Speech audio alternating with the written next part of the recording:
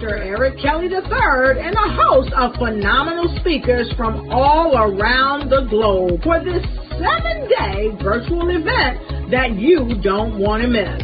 The mission of the Black Business Expo is to raise scholarship money from kids all the way from high school all the way from college. The Black Business Olympics is one of the largest Black business showcases in the world. It is an opportunity for businesses and companies to showcase their businesses globally. We are going to be giving away laptops up to $5,000 away to students. Again, I'm Olivia Appleberry, the founder of 2 Cents Finance and one of the speakers for the expo. I am so excited to see you there. For more info, go to www.blackbusinessexpousa.com or call 919-308-9090 and hope to see you there. I am Black Business. From the moment I wake until the time I sleep. Yes, I am Black Business. I am Black Business. Tell me, are you Black Business? I am Black Business. Do you support Black businesses? Listen, I support Black business because I am Black Business. Black Business Expo, one of the largest business showcases in the history of Black business in the world. The world! Sign up today at www.blackbusinessexpousa.com or call 919-308-9090. I am Black Business. I am Black Business. From the moment I wake until the time I sleep, I am Black Business. I am Black Business. Are you Black Business? I am Black Business. Do you support Black businesses? I support Black business because I am Black Business. Black Business Expo, one of the largest business showcases in the history of Black America in North Carolina. Join Dr. Eric Kelly III and a host of phenomenal speakers from all around the globe for this 7-day virtual event that you don't want to miss. The mission of the Black Business Expo is to raise scholarship money from kids all the way from high school all the way from college. The Black Business Olympics is one of the largest Black business showcases in the world. It is an opportunity for businesses and companies to showcase their businesses globally. We are going to be giving away laptops up to $5,000 away to students.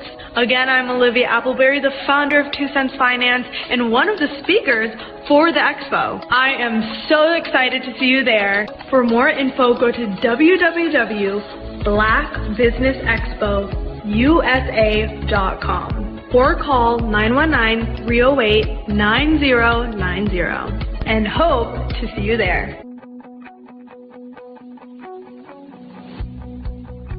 I am Black Business. From the moment I wake until the time I sleep. Yes, I am Black Business.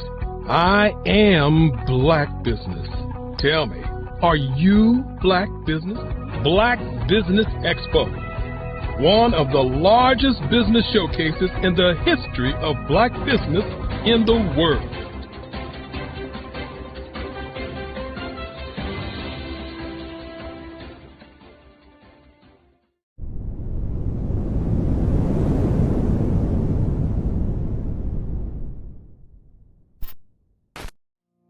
Did you know that approximately 333.34 million businesses exist today, according to a report from 2021? And you may be one of those businesses, or maybe you're not in the business market yet, but you're aspiring to be a business owner.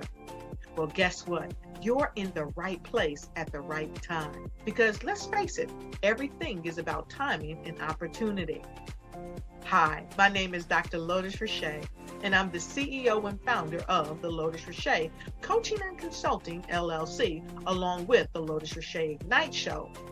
15 minutes of success with Dr. Lotus Richey, as well as books to boom your business and bring who you are. And today, I want to bring this amazing message to you about the Black Business Network and the Black Business Olympics. See, the Black Business Network and the Black Business Olympics is designed to help people just like you, that's right, that look like me, to take their business to the next level. Not just in your front yard or your backyard, but globally. The Black Business Network and Black Business Olympics is designed not to just help you survive, but to help you thrive. So join us today as we come together with businesses all around the world to support our students, our children, our young teens, our young entrepreneurs. What we do is we come together to help raise funds for students who are aspiring to be business entrepreneurs, who are aspiring and who are thriving in college. We endow them with a wonderful opportunity to gain scholarship of either a laptop or several thousands of dollars. And we invite you to help be a contributor to this amazing opportunity to help someone that looks just like you. So join us today at our website and let us connect with you and help you ignite and take flight in every area of your life on the Black Business Network and the Black Business Olympics. I'll see you on the other side.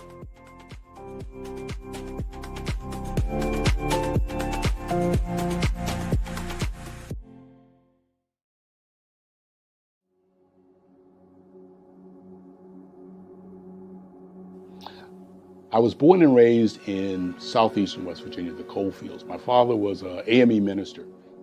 For me, I was very fortunate. Even though I grew up in the segregated South, I was surrounded by flourishing Black businesses, doctors, lawyers, bankers, dentists. They were all there and they were all successful. And I guess that's part of my dream, is to see that success come back.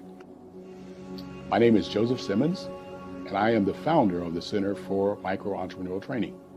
We have this moment in time where we can change the trajectory of people. And our focus is on women, Black and brown entrepreneurs, and their access to capital, their ability to build thriving businesses, the ability to employ people. There's a study that showed that in those three communities, especially Black and brown communities, $1 stays in those communities for 30 minutes. In white community, $1 stays in their communities for 8 hours. So think about it. For you in a Black or brown community to get gas, to get food, to go to a restaurant, you've got to leave your community, take those dollars out of that community and take it to another community that's already being well served. So if we can reverse that, if we can go from 30 minutes to an hour to 2 hours, that's progress. That's what we need to do. I was with SCORE. And then in May of 2020, of course, the events happened in regards to the murder of George Floyd. The other thing that I was experiencing was the denials of federal funds for small businesses. And it revolved around one thing. These businesses were not being prepared for grants and for government programs. And I came up with the idea for the Center for Micro-Entrepreneurial based off those two things. Morgan Stanley had a report out in 2020, first quarter, and it talked about there were three groups that were massively devastated by COVID-19 on their business. That was 1, women, number 2, Black, and number 3, brown entrepreneurs. The research showed that they had less cash on hand, they had less opportunity to go into a bank and get money, and they were very dependent on family and friends to keep their business up and running. If we can focus on those three groups, then we can have a dramatic impact on our communities. Really, the focus is on 3 areas. And those three areas are: one, the people; number two, the courses; and number three, a support network. Here at CMAT, we will provide you with the fundamentals for generational success. And you will be creating a vibrant community by attending our 5-day immersive training course.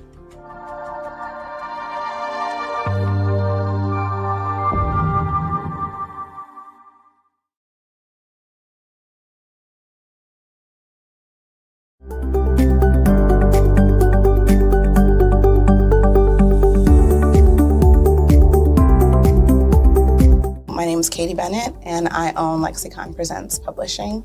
We are a publishing and media company that helps you take your story and share it with the world.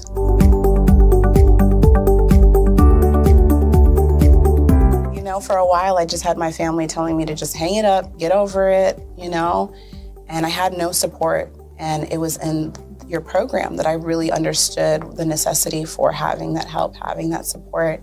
And so now I actually feel like a CEO as we scale, as our clientele changes, as my company is opening doors for other people to, take care of their families. It's just completely changed from just a mom who was publishing books.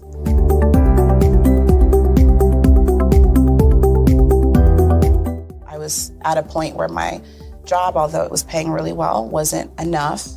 And my business was always in the red, and I was tired of it. And so I came in just hoping to get some sort of help to just not end up in the red every month.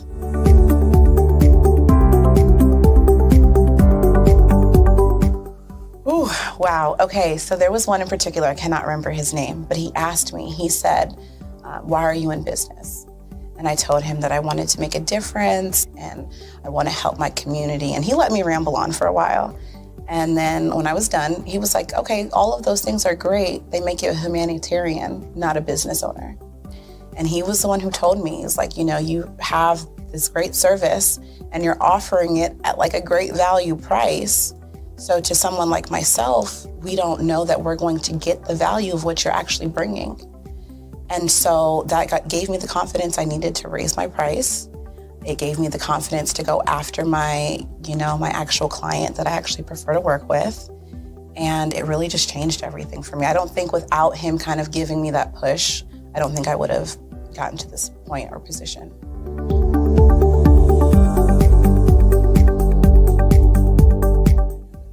Wow, the benefits is just having a coach that holds you accountable. They set goals with you.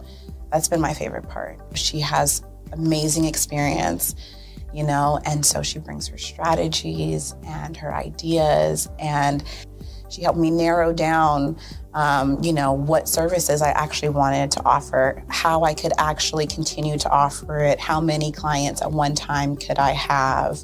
All of the information that she's given has just really transformed my entire company.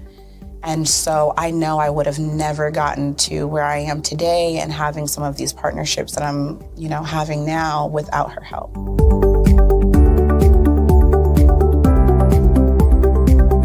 You're going to get information that you're not going to find on YouTube. You actually take the time to strategically give us the information, then give us time to actually apply it. I would also say that so that you're not just out on a ledge alone trying to figure this out. Like, you deserve to be in a community with other people who also want to grow their business.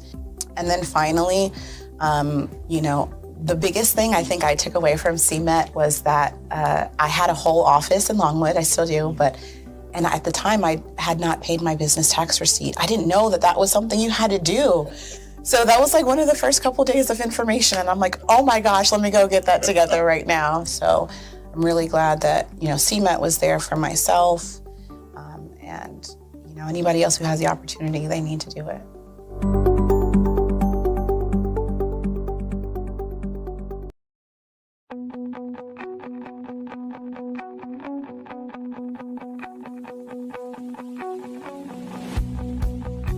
I am Black Business. From the moment I wake until the time I sleep. Yes, I am Black Business. I am Black Business. Tell me, are you Black Business? I am Black Business. Do you support Black businesses? Listen, I support Black business because I am Black business. Black Business Expo, one of the largest business showcases in the history of Black business in the world. The world! Sign up today at www.blackbusinessexpousa.com or call 919-308-9090. I am Black business.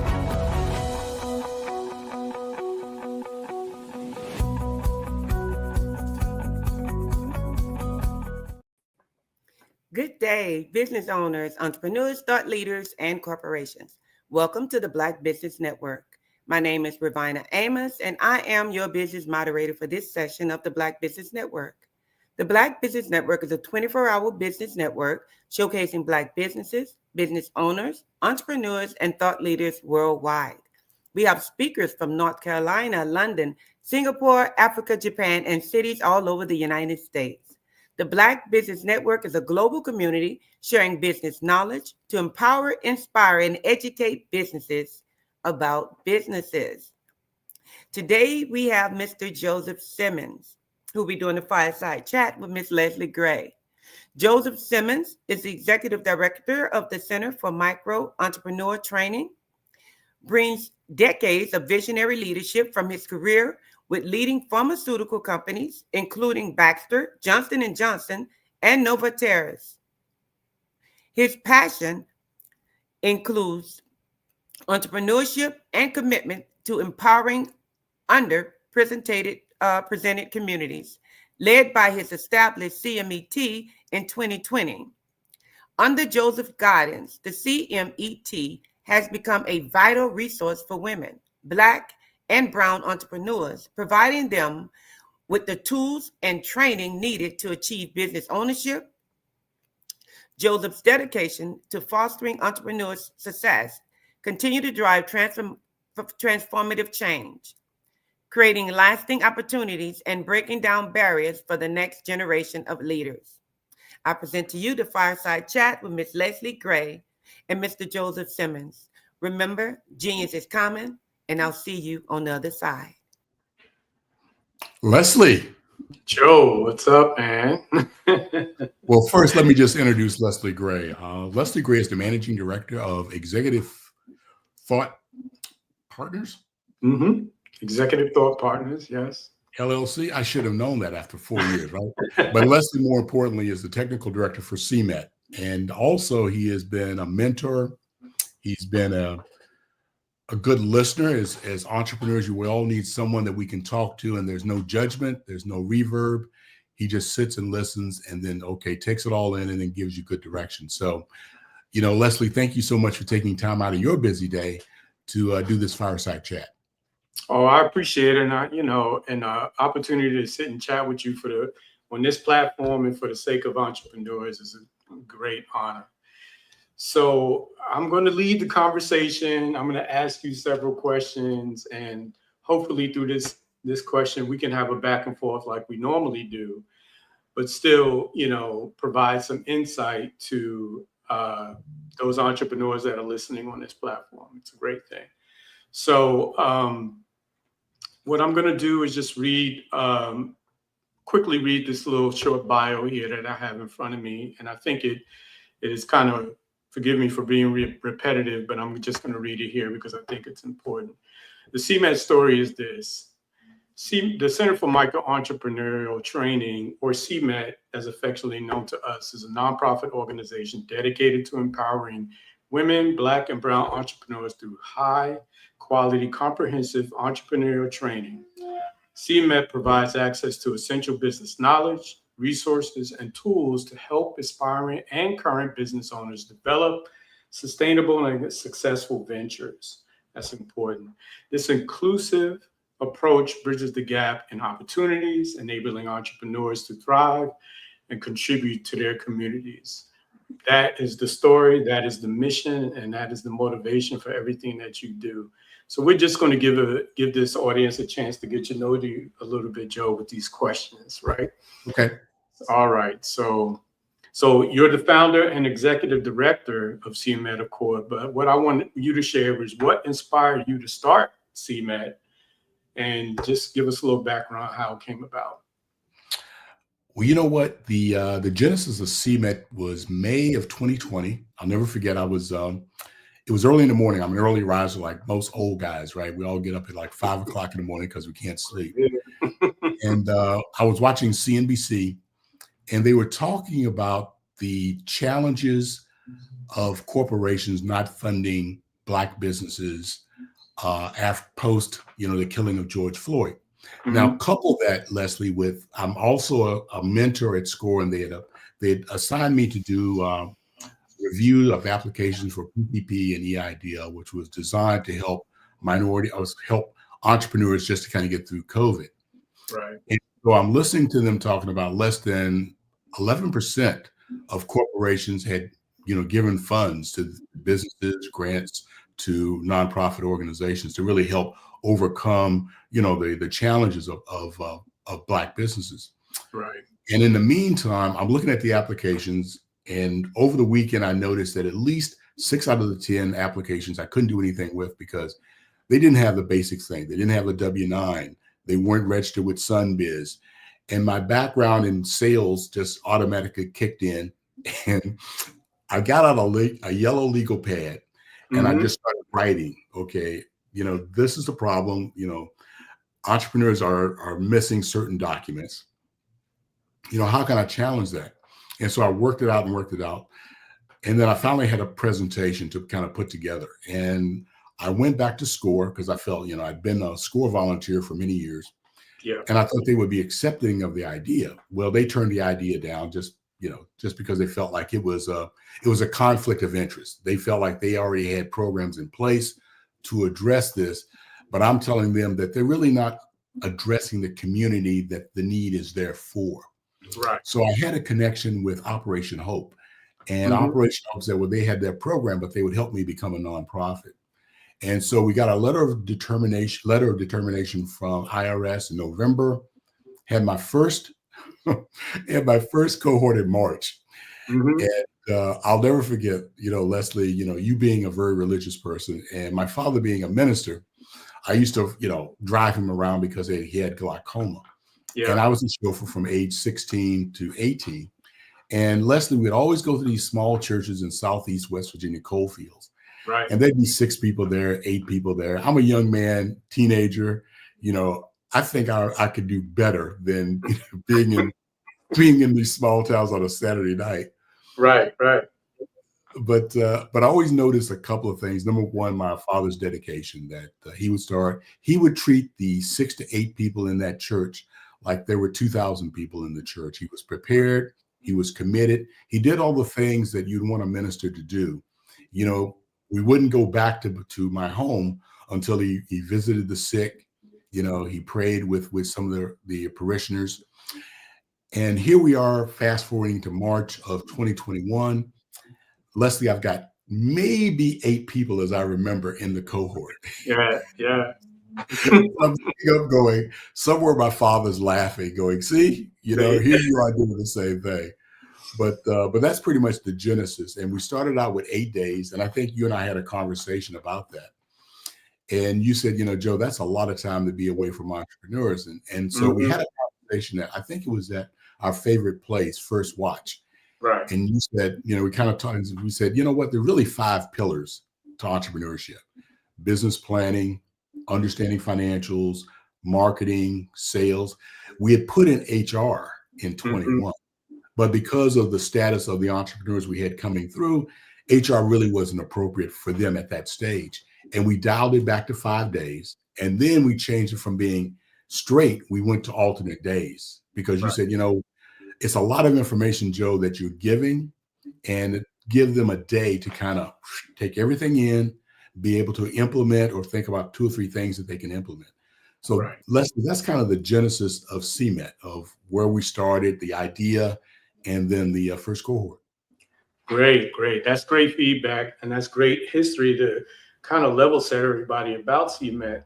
But so you touched on a few unique challenges the community faced, but can you tell us how some of those challenges or how CMET addresses them for the entrepreneurs. Well, if you look at statistics, the Department of Commerce says that small businesses fail for 3 reasons: access to capital, not having a solid business foundation, and number 3, not really understanding their target audience. You know, you are a mentor and a consultant also to small businesses. And how many times have we laughed when someone's entrepreneur comes up to us and says, you know, this is my business. And you ask them the question, okay, what's your target market? Leslie, I sell to everybody. The world is my oyster. I can, you know, and you know that's not true. So when I laugh with love, though. I want you to know I laugh with love at that. So when I was putting together CMET, I wanted to address the fundamentals. Yeah. So the 5 days, as we talked about at breakfast, worked out because day 1 is going to be business planning. You know, we give the entrepreneurs a 1-page business plan to be completed. If they can't complete it, then we have it completed that Monday. We give them feedback. So there's a loop in regards to, okay, this is what you should be thinking about with your business plan. We also go to a capability statement, so how to prepare your business for funding. Day 2, which is the Wednesday, is understanding financials. So they're going to go through balance sheet, income statement, cash flow, that whole morning. We take it to the level of how to input your expenses in either Excel, old school, or QuickBooks or Wave, whatever, you know, digital platform you want to use. Afternoon is all about pricing for profitability. You know, how do you price your product? And having an understanding of cost, whether it's fixed or variable. So that's day 2. That Friday, we get into target audience. We spend a full day in regards to customer discovery, customer retention, acquiring customers, how to grow your customers. So we want to leave them that Friday with a good understanding of who their target audience is, how to connect with them, and then more importantly, how to generate leads, sales, and retain them. That next Monday, which is day 4, we get into marketing. Okay, how do you market your product? How do you brand your product? What social media outlets are you on? Then we get into something that I think the entrepreneurs really want assistance with, and that's how to network, how to walk into a room and be able to talk about their business, who they are, what they do, their product and services. Now that Wednesday, which is the final day, we make sure that they've connected with an attorney, an accountant, a banker, insurance agent, cybersecurity, web design, and then a business coach. And then we finish that off with a pitch contest. And we also, we bring in a successful entrepreneur, and he or she will walk them through their journey. So that's how we close out the 5 days.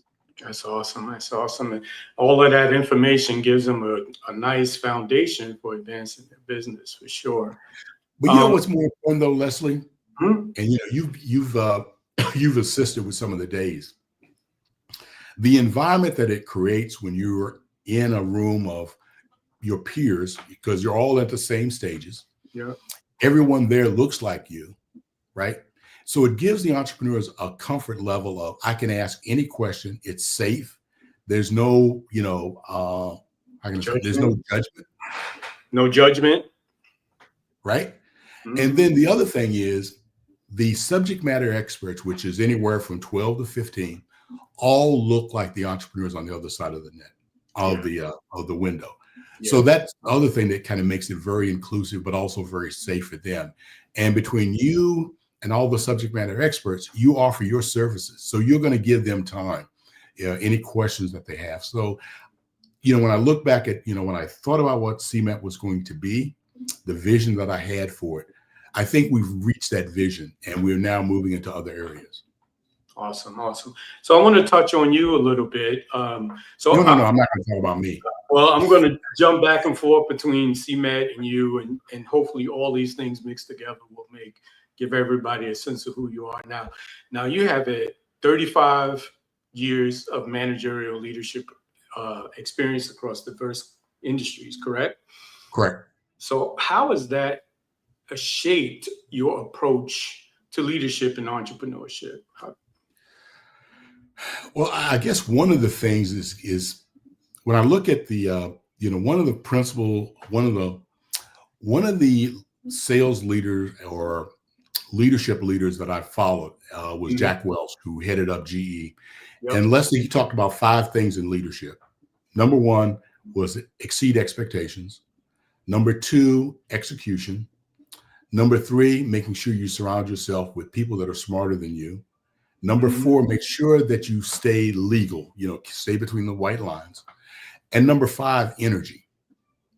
So when I look at, my career, starting out as a sales rep and working my way up, just making sure that I did all those things, led to my success. But the other important thing was I was able to get a mentor who was able to take me to where I wanted to go. Mama, let me rephrase that. She assisted me on where I wanted to go by giving me clear direction and saying, if I meet these things will happen. So I was very goal oriented. So when I set up CMET, that was the vision that I had, that we would exceed the expectations of the attendees.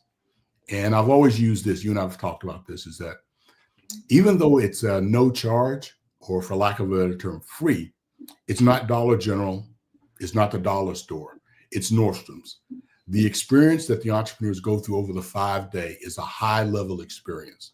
And each one of them is, as the survey shows, we're hitting survey points of 90 to 95% in regards to, achieving those goals. So when I look back at my career, those are the kind of, behaviors and competencies that I set up for CMET.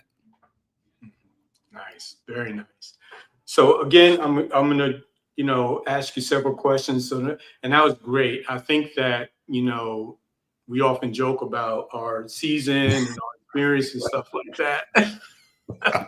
and I think that, the impact of all of that is definitely felt on entrepreneurs. So that's a great response.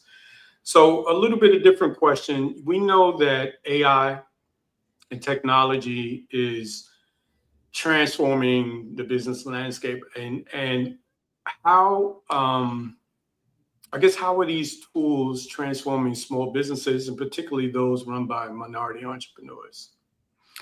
Well, number one, minority entrepreneurs have to embrace artificial intelligence. There's no ifs, ands, buts about it. You and I've talked about it. It's no different than back in the 90s when, the Mac came about, when, what was that? I forget, when IBM had their products and computers came about, and everybody thought, oh, it's going to be a heresy. It's going to, destroy jobs and this, that, and the other. But it didn't. It made us more efficient. It made us to expand instead of like doing business in Beckley, West Virginia, where I was born and raised. You can now do business in China. So you can make your business global because of the access that you have with a computer, the World Wide Web. It's the same thing with AI. A year ago, no, 2 years ago, probably you and I don't think we ever mentioned AI in any of our conversations. That's true. But it's transformed CMET into be more efficient. We had a project that Michelle Chenault, who's our fractional COO, you and me, we were working on. And it took us literally less than 3 weeks to put together this project because we tapped into AI when we needed it, but we also used our natural brain power to create, confirm, and pull all this data together for this project. So think about 2 years ago, if we never used AI, there's a strong possibility we might have passed on this project, or we might have missed the deadline. Yeah, I agree. And you've seen it in on your side of business too. For the entrepreneurs that you serve, you might not be able to scale, but if you can use artificial intelligence, whether it's Chat GPT for creation, or whether it's Perplexity for research, or Gamma AI for presentations. I did 2 presentations on Gamma AI, and I am totally convinced, Leslie, that if I did not do those presentations on Gamma, I don't think I would have gotten an audience with those 2 banks. Yeah. That is proof positive and results. And I know that from my perspective, it's just cut down the time and effectiveness of stuff that's in my head. Yep. And sometimes it even just takes the edge off trying to think these things through. Great Leslie, that's the key. You nailed it right there when you said it takes what's in your head and you can put it on a, into a box in 10 seconds, right? Man, You have yeah. So that's great. That's great. So we have, your CMED's mission is a strong focus on providing training resources to underserved communities, right? So is there a success story that you can share that CMED has had a great impact when they're I'm going to entrepreneurs? give you 2 success stories. Okay. One's going to be very positive in regards to sales growth, but the first one is all about determination, commitment. There was an entrepreneur who went through our 5-day 2 years ago. She started a publication company here in Orlando, and her mission was to publish books, but also do some writing. And so she went through the 5-day. We were at that time we were doing the pilot study for the Growth Accelerator program that's being funded by Chase, and we thought that she would be a good candidate just because of the way she operated, her drive, and her commitment. So she goes into the accelerator, the Growth Accelerator, and probably about 6 months into the 8th month program, she has to drop out because of a bad accident. She was hit by a semi, and she had concussion, and then she had the post concussion syndrome. Yeah. And so fast forward to 2 months ago, we did a wrap up of the Growth Accelerator, and she's there. We're all kind of surprised, but she says this. She says, you know what? I want to be an entrepreneur and I want to be successful. She didn't have the support of her family, but she had support of her coach. And her coach kept in contact with her, even though, she was out of the program for a while. She comes back, she starts her business up again. And I'm happy to say that she's gotten a contract for $40K from the Orlando County's public school system. Yeah. She's going to be a ghostwriter for a famous athlete here in Orlando. And so Leslie, you design a program, but you want to see the outcomes. Yeah. And to me, that's the outcome that you want to see: determination, commitment, drive, ambition. And that this, if she can overcome concussion and just a trauma, getting hit by a semi and walking away, go back into her business and grow her business, that to me just speaks to her and the value that CMED brought to her. Right. Now let's flip it. This is kind of an odd one to talk about, but I'll never forget. There was an entrepreneur from Jacksonville, and she was probably in her 50s because she was talking about retirement. And she had this business idea. And one of the things I learned early on with CMED is that I can't be judgmental of any of the entrepreneurs and their ventures. It's kind of like it's their business. All I can do is supply them with the tools, the resources, and the support to be successful. That's our mission. Right. But as she was going through the program, Leslie, she kept saying, well, I'm going to tap into my 401k to, see the expression on your face. And, I'm not a good poker player. So the expression is, so she kept saying, Joe, every time I mention my business, you have this look on your face. And finally I said to her, I said, look, I'm retired. So I'm very, I guard my savings and my 401k, like squeezing a nickel. That's right.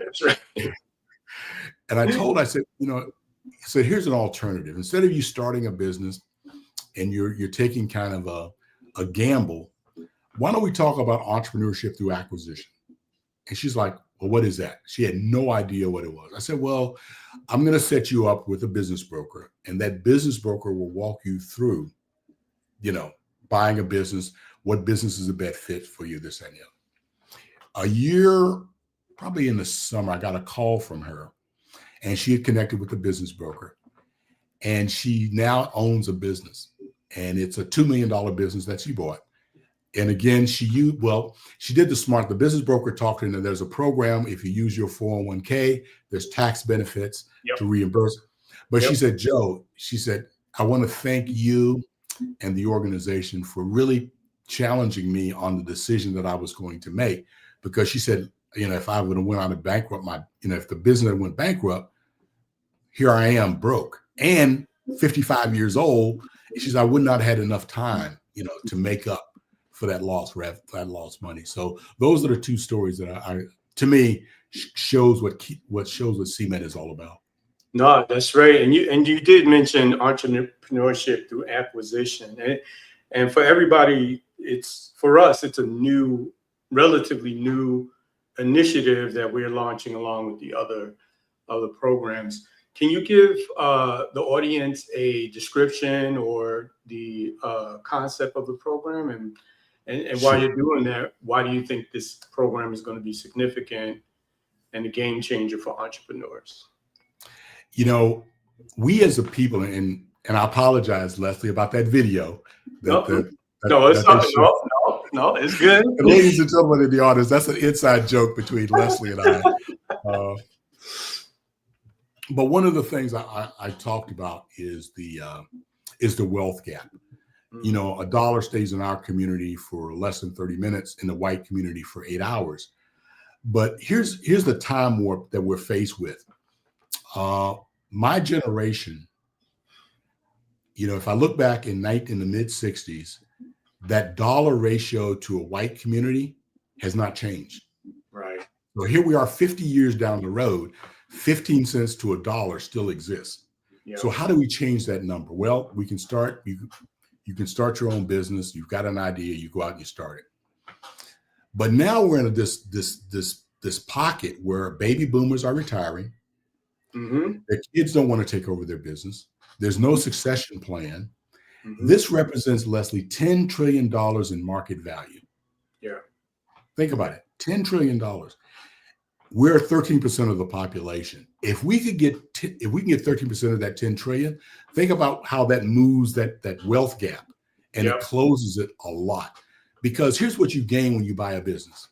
First thing is customers, an established business, an established brand, an established salary, established relationships. The other thing that no one talks about, 60% of the loans given by one of our major funders goes to buying businesses. Yeah. It doesn't go to startups. It goes to buying business. Why? Because large banks are risk averse. They don't want to give loans to something they may not know is going to fail. Right. But think about it. You bring creativity, you bring management skills, you bring operation skills. You go in and you just rejuvenate that business, because now you don't really have to worry about cash flow because it's there. You don't really have to worry about customers because they're already there. So you can take a breath, and now you can look at, okay, how can I market this business better? How can I brand this better? All the things that you've learned, whether you're in the corporate world or whether you're just an aspiring entrepreneur, you now put into that business, and that business just takes off. Yeah.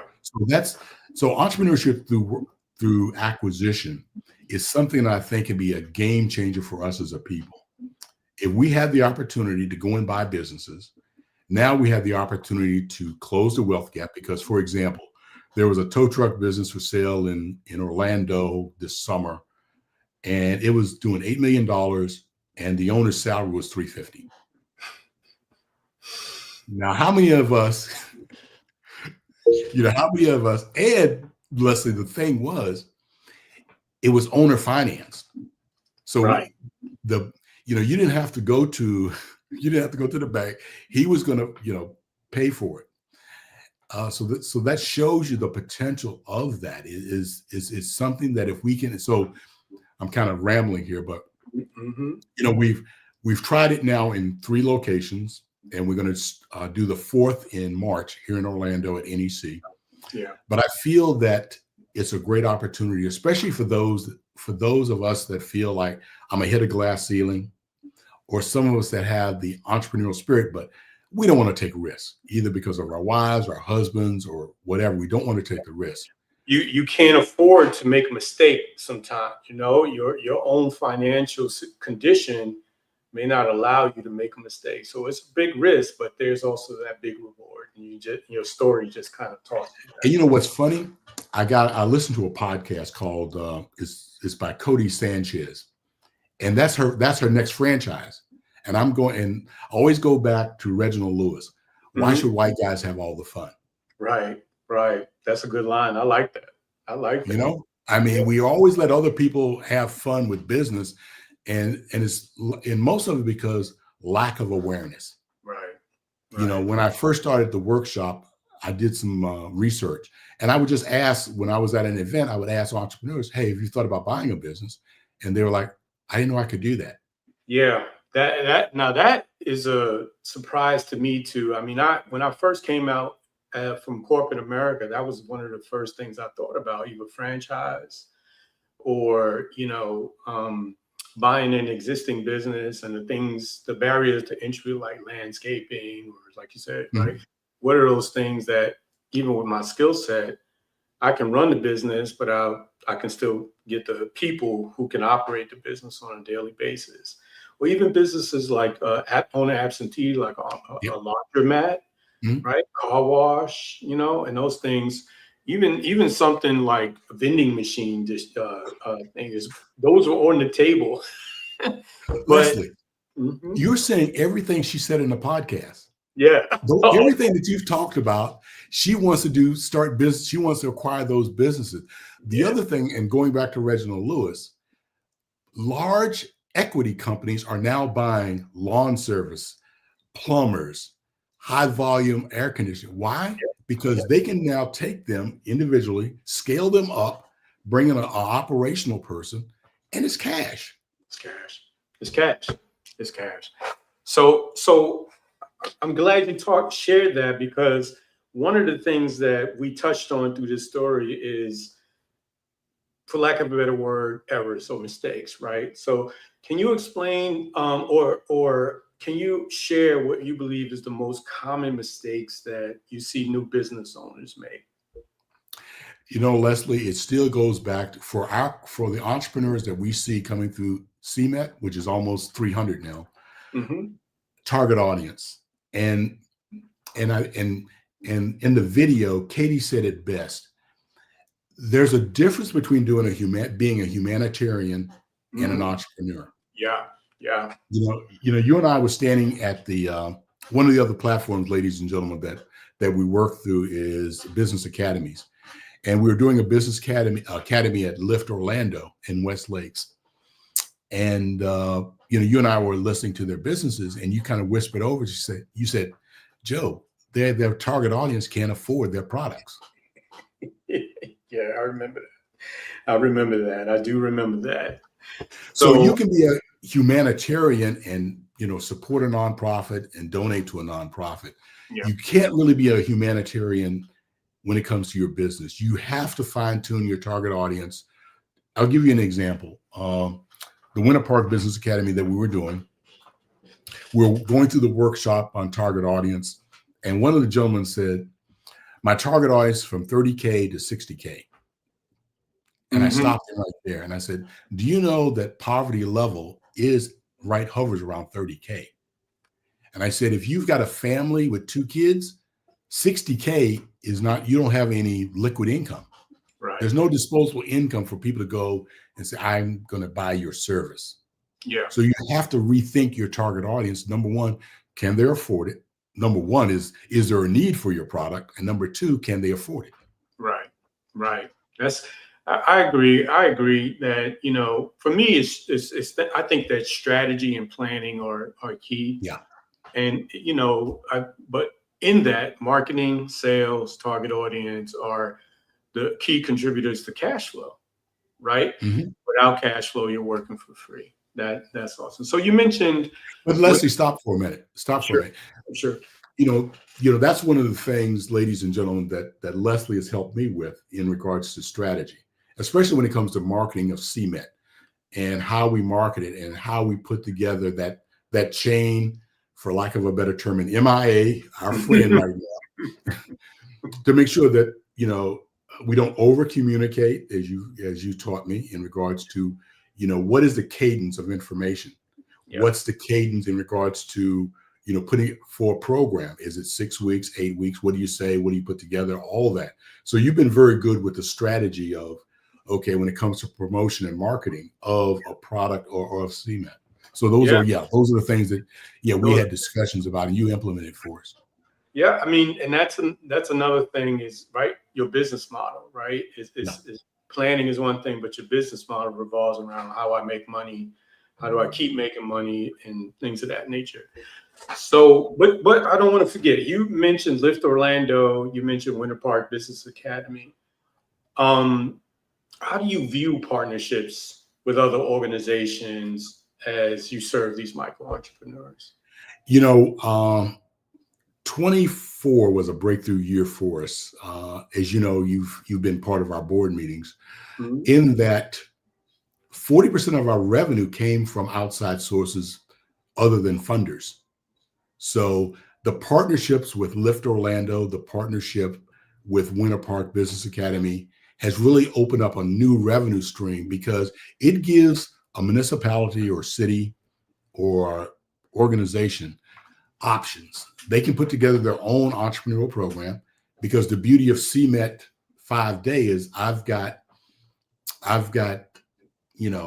15 subject matter experts that can cover the gamut of what their needs could be. Mm-hmm. And they're very proficient in that. So we can do a la carte, okay, I want this, this, and this, or we can put together, say, okay, this is your 6-week program. We're going to address the needs. You can do the promotion or we can do the promotion. So it's kind of nice in that we can provide entrepreneurial academies to these organizations that need it, and we can serve it in a different way. And it gives us the flexibility or adapting to in-person or virtual. So when you look at our mission is to prepare entrepreneurs, Black and brown entrepreneurs for success. Well, under that, we can now do a 5-day virtual program and reach a national audience. We can do business academies that can be, Orlando, Jacksonville, Tampa. I've got a meeting in February with Atlanta to do one in Atlanta. And then the parallel to that, we have the entrepreneurship through acquisition workshops too. And underneath that, we'll do a cohort to train those individuals to become business owners. Yeah, that's awesome, man. You're going to have so many acronyms. You're going to be rivaling the military with all their acronyms. Hey, Leslie, that is true. And you know what's bad? Michelle, excuse me, ladies and gentlemen, but Michelle Chenault, as I said before, is our fractional COO. And she hit me with an acronym and I was lost. I'm like, what is that again? I tell you. All right. So check it, right? I'm sorry, excuse my language. What I'd say, so let's switch subjects a little bit, right? We know that the economic climate changes from time to time, right? And we know that we have examples in the past of how entrepreneurs are impacted in events like the pandemic, right? Economic and fluctuations and stuff. So how does CMET stay relevant to the changing needs of entrepreneurs, right? Given those things, and what advice do you give these guys as they try to scale their businesses in the wake of these things? Does that make sense? It does. And you know what? One of the things, I'll tell you a quick family story. My oldest brother was a jazz musician. He passed away. And he was good friends with Quincy Jones. And I used to always, his name was Art. I said, Art, Quincy Jones is doing this, this, and this, and this, this, and this. And you just stayed with jazz and arrangement. And he looked at me and he said, Joe, he said, Quincy is relevant. And I think as business owners, you have to constantly adapt to the market conditions. But in the meantime, you have to stay relevant. And I'll tell the audience, I went kicking and screaming into social media. I didn't have a footprint on Facebook, but Randolph and you convinced me to put that there, put us on Facebook and business wise. The other thing that you have to stay relevant is going to AI. You know, when it comes to producing workshops, we can utilize AI to put together the workshops. We can provide them with the links, the presentations, all that we can do. One of the projects that we're working on in 25 is to train entrepreneurs through AI, Right. where they would have a bot. You know, they would, for example, you'd send CMET your business plan, and the bot would take a look at the business plan, review it, give it feedback. But a live person then would be fed that feedback and be assigned that entrepreneur. Right. So when it comes to learning, any learnings that would come up, they would have their own specialized learning system, but their coach would be you, or, you know, it would be a live person. Yeah. Because the younger generation, as detached as they are from live, they're attached to that phone. So now they can do their learning on the phone, you know, just go through. So their entrepreneurial process will be one of phone, bot, live person. So the live person piece is relevant to my next question. That's a great answer, by the way. And I think it's smart because AI is definitely not going away. And we look back 10 years from now, we're going to look at it the same way we look at Excel and all of the different programs that we have from when we were in business. But so mentoring is kind of like what you touched on that now. So can you describe the different ways that mentorship is incorporated into the suite of programming offered by CMET? Well, if you look at the 5-day, when a subject matter expert becomes part of the CMET family, they do an offering. So at the end of their presentation, you know, they can say, Leslie can say, hey, if you want my consultation, I'm going to waive my fee and give you 30 minutes free. I'm going to give you an hour free. So that's something that, you know, that all the subject matter experts do. The second part of that is the Growth Accelerator program is a mentoring program.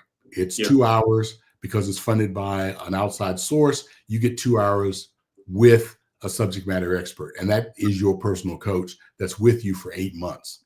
Yeah. So they're going to hold you accountable. You were one of the coaches.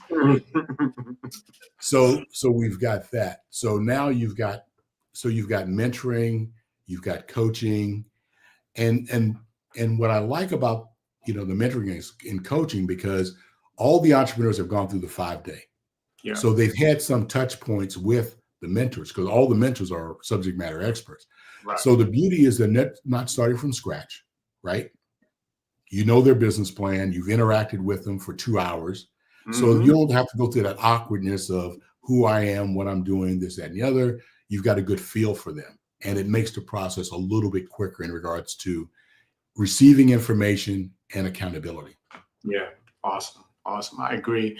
You know, and as a coach, you know, we often we develop these business relationships, and you know, I'm still getting feedback from my mentee about how well his business is doing, how he's overcome the challenges that we were going through during the mentorship process. And now he's scaled to the point where he's making the kind of revenue that one can help him grow his business and support his life. Now, Leslie, could you coach him a little bit on his videos? We'll definitely. I'm actually going to have lunch with him next week, and we're going to go through some things just to make sure that, you know, one, to get him as a testimony, and two, to make sure that he's doing the right things always. So I'm going to switch subjects a little bit. One question I really like to ask folks who run nonprofits is what do you think are the differences and similarities of running a nonprofit versus a for-profit? You know what? The first thing is, the similarity is, it's an enterprise.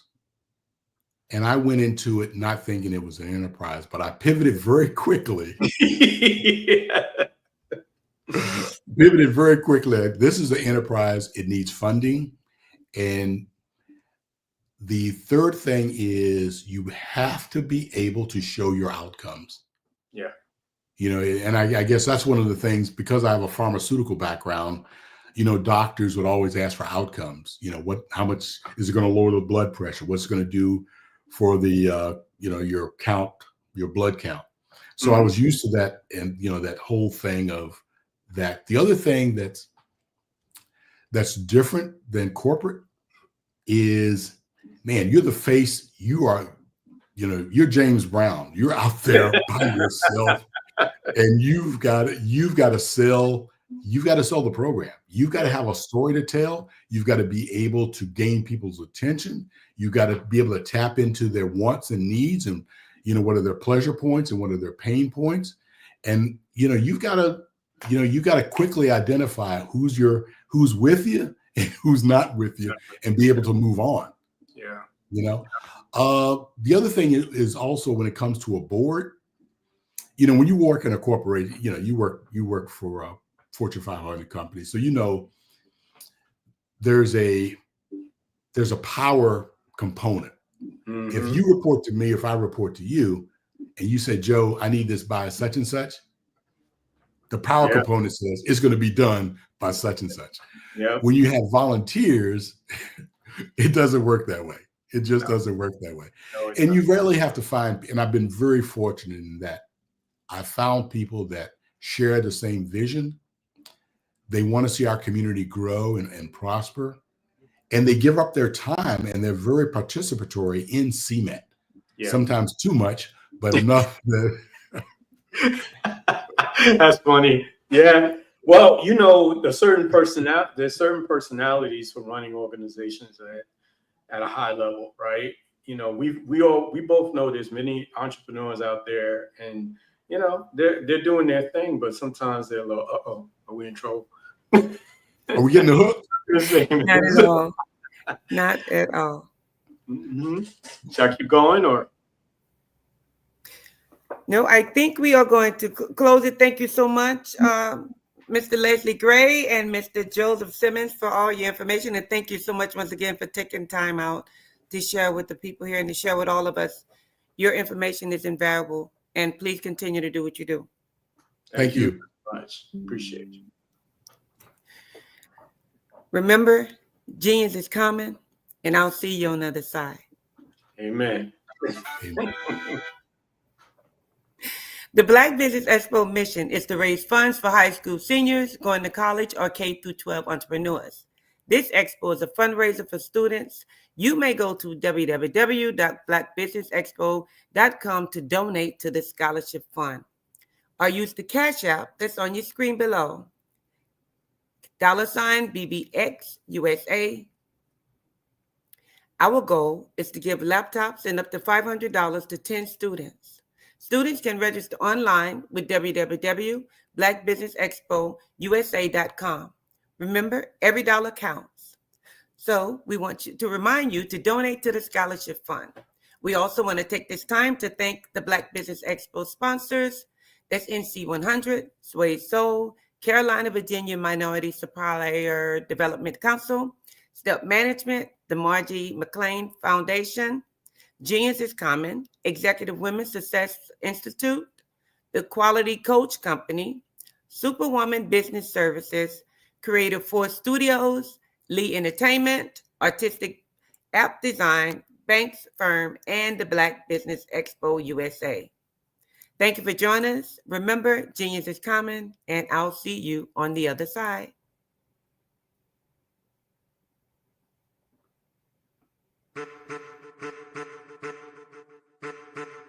I am a child of the Most High God. He has gifted me in ways that I could not even imagine and didn't know.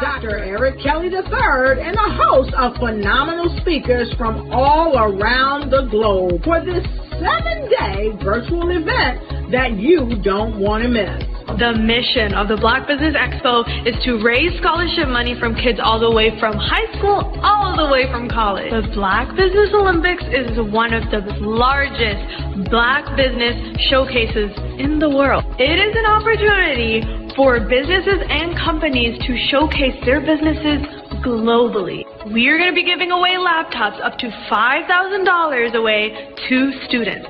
Again, I'm Olivia Appleberry, the founder of 2 Cents Finance and one of the speakers for the expo. I am so excited to see you there. For more info, go to www.blackbusinessexpousa.com or call 919-308-9090 and hope to see you there.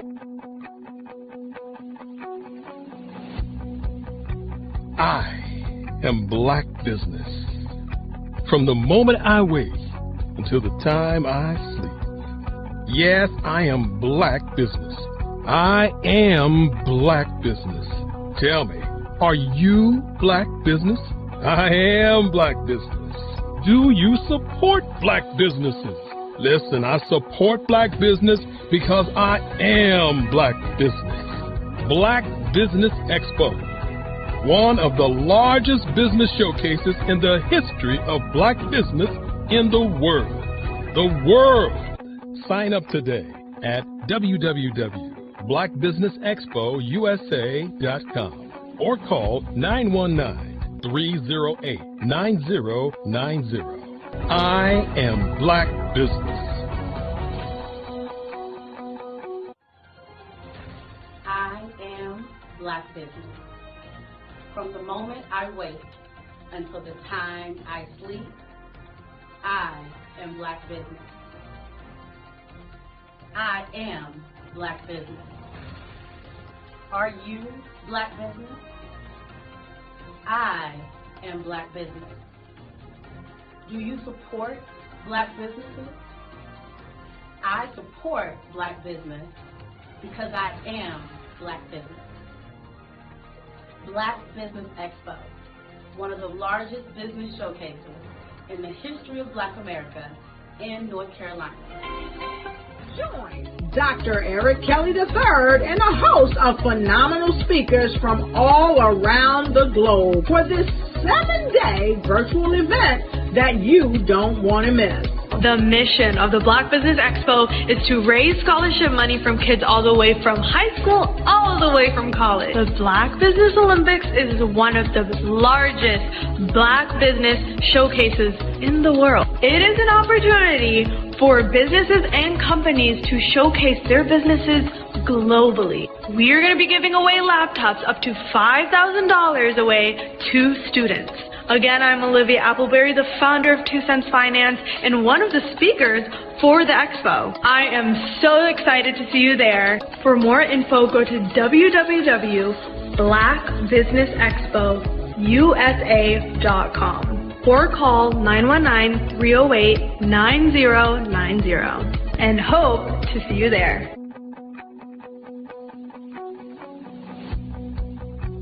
I am Black Business. From the moment I wake until the time I sleep. Yes, I am Black Business. I am Black Business. Tell me, are you Black Business? Black Business Expo, one of the largest business showcases in the history of Black business in the world.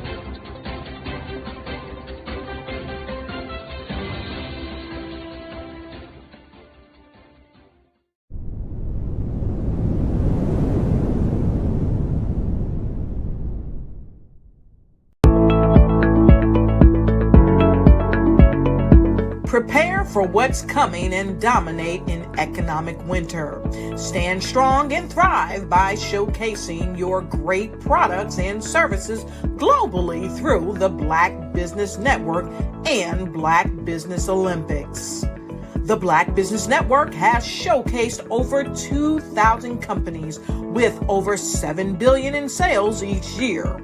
Over 10 million attendees have viewed the rebroadcast each month. Through the Black Business Olympics, unique styles of business training and mentoring are turning students into business owners and entrepreneurial warriors who will dominate in any economy. Gain the ultimate advantage of the Black Business Olympics, 7 days of unbelievable topics and speakers speaking around the globe. Donate your time and experience to provide expertise and scholarships to students worldwide and change the world. Now, more than ever, new insights, tools, strategies, and capabilities are needed. This is your chance for a major presentation to the world. Fill out the form and join the more than 2,000 speakers who have presented to over 200 countries. Join the Black Business Network streaming live into the Metaverse, STEM City, Black Multiverse Enterprises, Hulu, Amazon, YouTube, iHeartRadio, Apple, Facebook, LinkedIn, Pod TV, IBM TV, Spotify, and Google Podcasts. Sign up today. Spaces are limited, and we will see you there.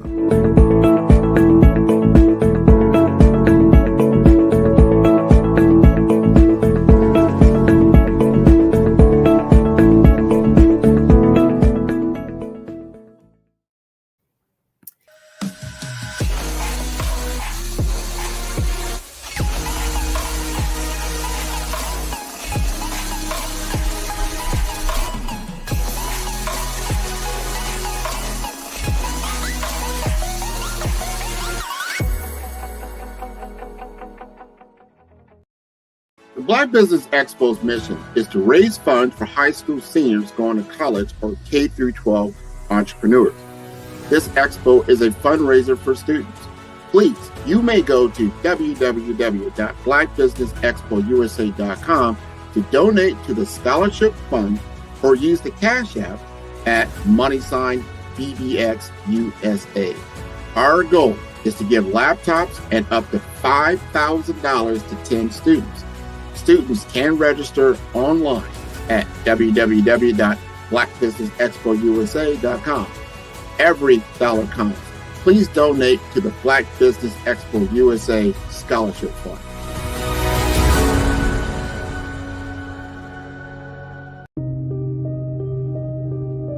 The Black Business Expo is changing my life. This year, they are giving away laptops and even $5,000 in cash to students just like me. I'm Alexis, and I want to go to college to fulfill my dream of becoming an entrepreneur. Help the Black Business Expo going to www.blackbusinessexpousa.com and also becoming a vendor, a sponsor, or donating.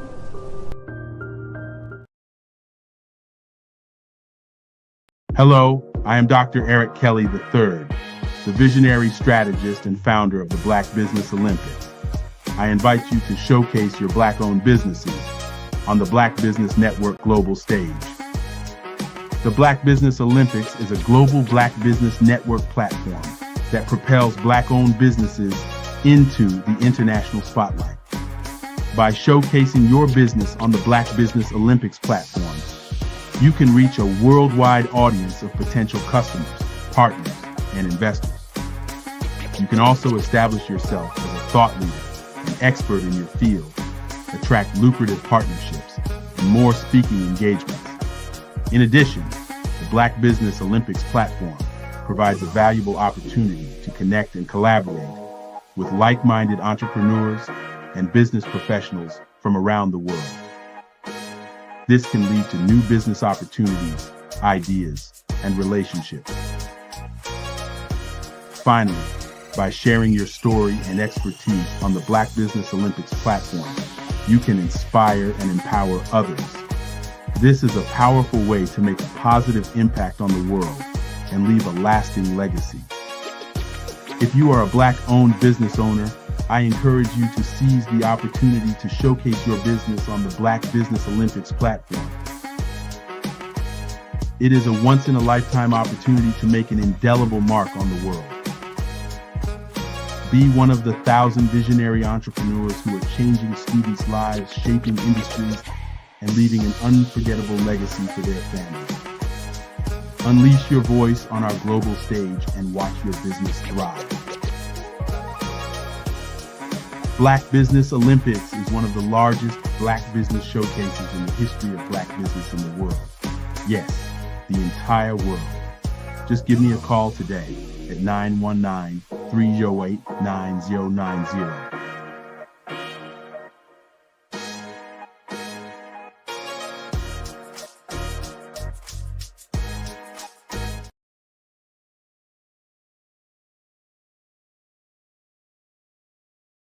I was born in a little village on the island of Haiti. Many deadly diseases pounded me.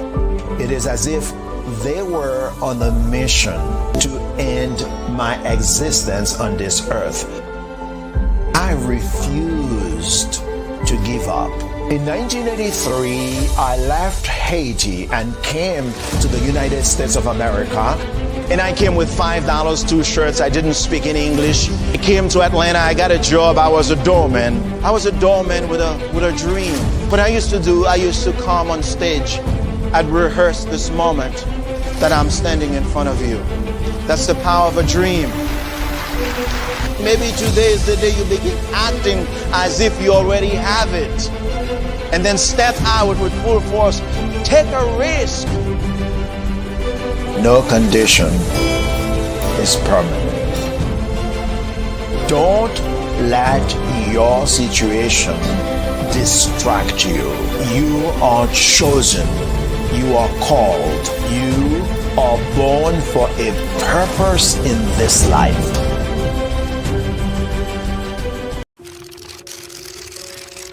Bravery is not the absence of fear, but the ability to overcome it. We stand for those who defy suppression, who speak out, and those who walk the road less traveled. Everyone deserves to be seen and their voices to be heard. We're sparking a movement, growing a community of creators united by the desire for freedom, choice, equity, and ownership. At Fanbase, it's all for one and one for all. We support each other to guide, promote, and uplift you in a place where you can unapologetically be yourself. A place where your voice, ideas, and creativity are not just welcomed, but celebrated. We are Black founded, minority funded, and supported by a diverse, inclusive, powerful community that believes in the strength of authenticity and individual choice. Regardless of success or background, we welcome you, the marginalized, the underappreciated, the successful, the superstar. We're for all who seek a space to express themselves freely, where they are rewarded for being their authentic, true self. We transcend labels because only we have the right to define ourselves. We are built for the brave, the culture, the creators, and for the future where everyone has a power to shape their own destiny, where all are empowered, voices are amplified, and freedom is embraced. For the first time, you have a chance to own the platform you helped make popular. It's a revolution, a movement in how we connect, create, and share. Everyone is a creator, and everyone has a fan base. Here, you can be you without limits.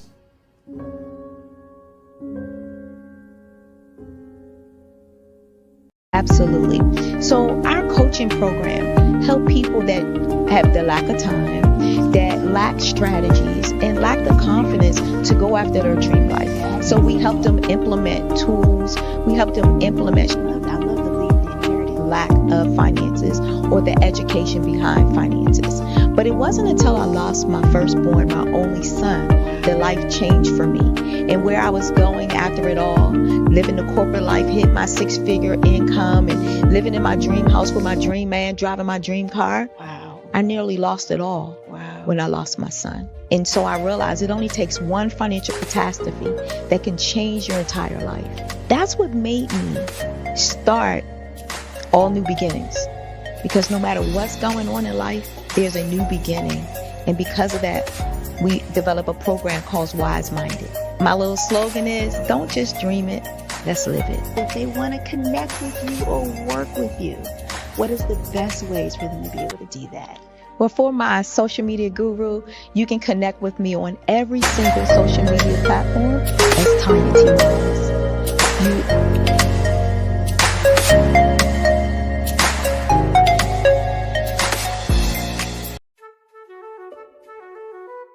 This is Dr. Arnold T. Petsworth. He's the owner of Petsworth Vet World, a veterinary clinic in Hopton, Connecticut. His patients include dog, cat, frog, fish, Goldie, dog, and this alpaca. Due to doctor-patient confidentiality, we can't tell you their names. Business at Vet World was steady, and then quarantine hit. Neighbors brought new four-legged friends into their homes. Bunnies. Bunnies everywhere. Dr. Petsworth welcomed these new patients with open arms. The only problem? There were more appointments than he could manage. That's when Dr. Petsworth turned to his American Express business card, which offers spending potential that's built for his changing business needs. He decided to hire a new assistant, Julio, and with spending power built for business purchases, he used his card to furnish a new exam room. Together, Dr. Petsworth, Julio, and American Express Business.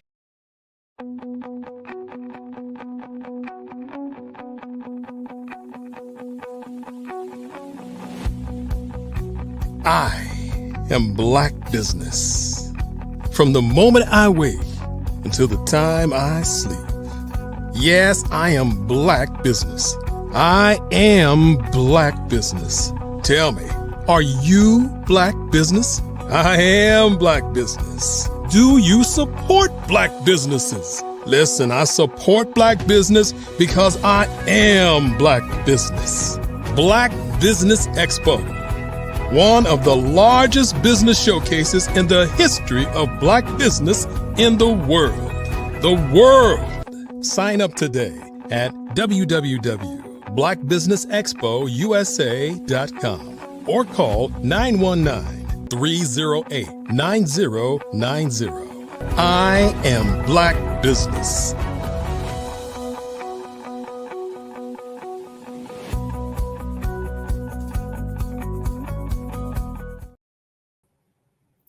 Good day, business owners, entrepreneurs, thought leaders, and corporations. Welcome to the Black Business Network. My name is Ravina Amos, and I am your business moderator for this session of the Black Business Network. The Black Business Network is a 24-hour business network showcasing Black businesses, business owners, entrepreneurs, and thought leaders worldwide. We have speakers from North Carolina, London, Singapore, Africa, Japan, and cities all over the United States. The Black Business Network is a global community sharing business knowledge to empower, inspire, and educate businesses about businesses. Today, we are very excited to have with us Mr. Brian Owens. Mr. Owens, as a program manager of B-Force Accelerator, has helped businesses understand their finances, grow revenue, and access over $3.6 million of capital. By revolutionizing this accelerator program, Brian has helped close the gap in banking relationships in Hampton Roads. As a founder and chief communications officer of a neuroscience-based tech company, Secret Chord Laboratories, he raised over $1.3 million in private equity investments for his firm and negotiated agreements with 3 of the biggest companies in his industry. Let's welcome Mr. Brian Owens.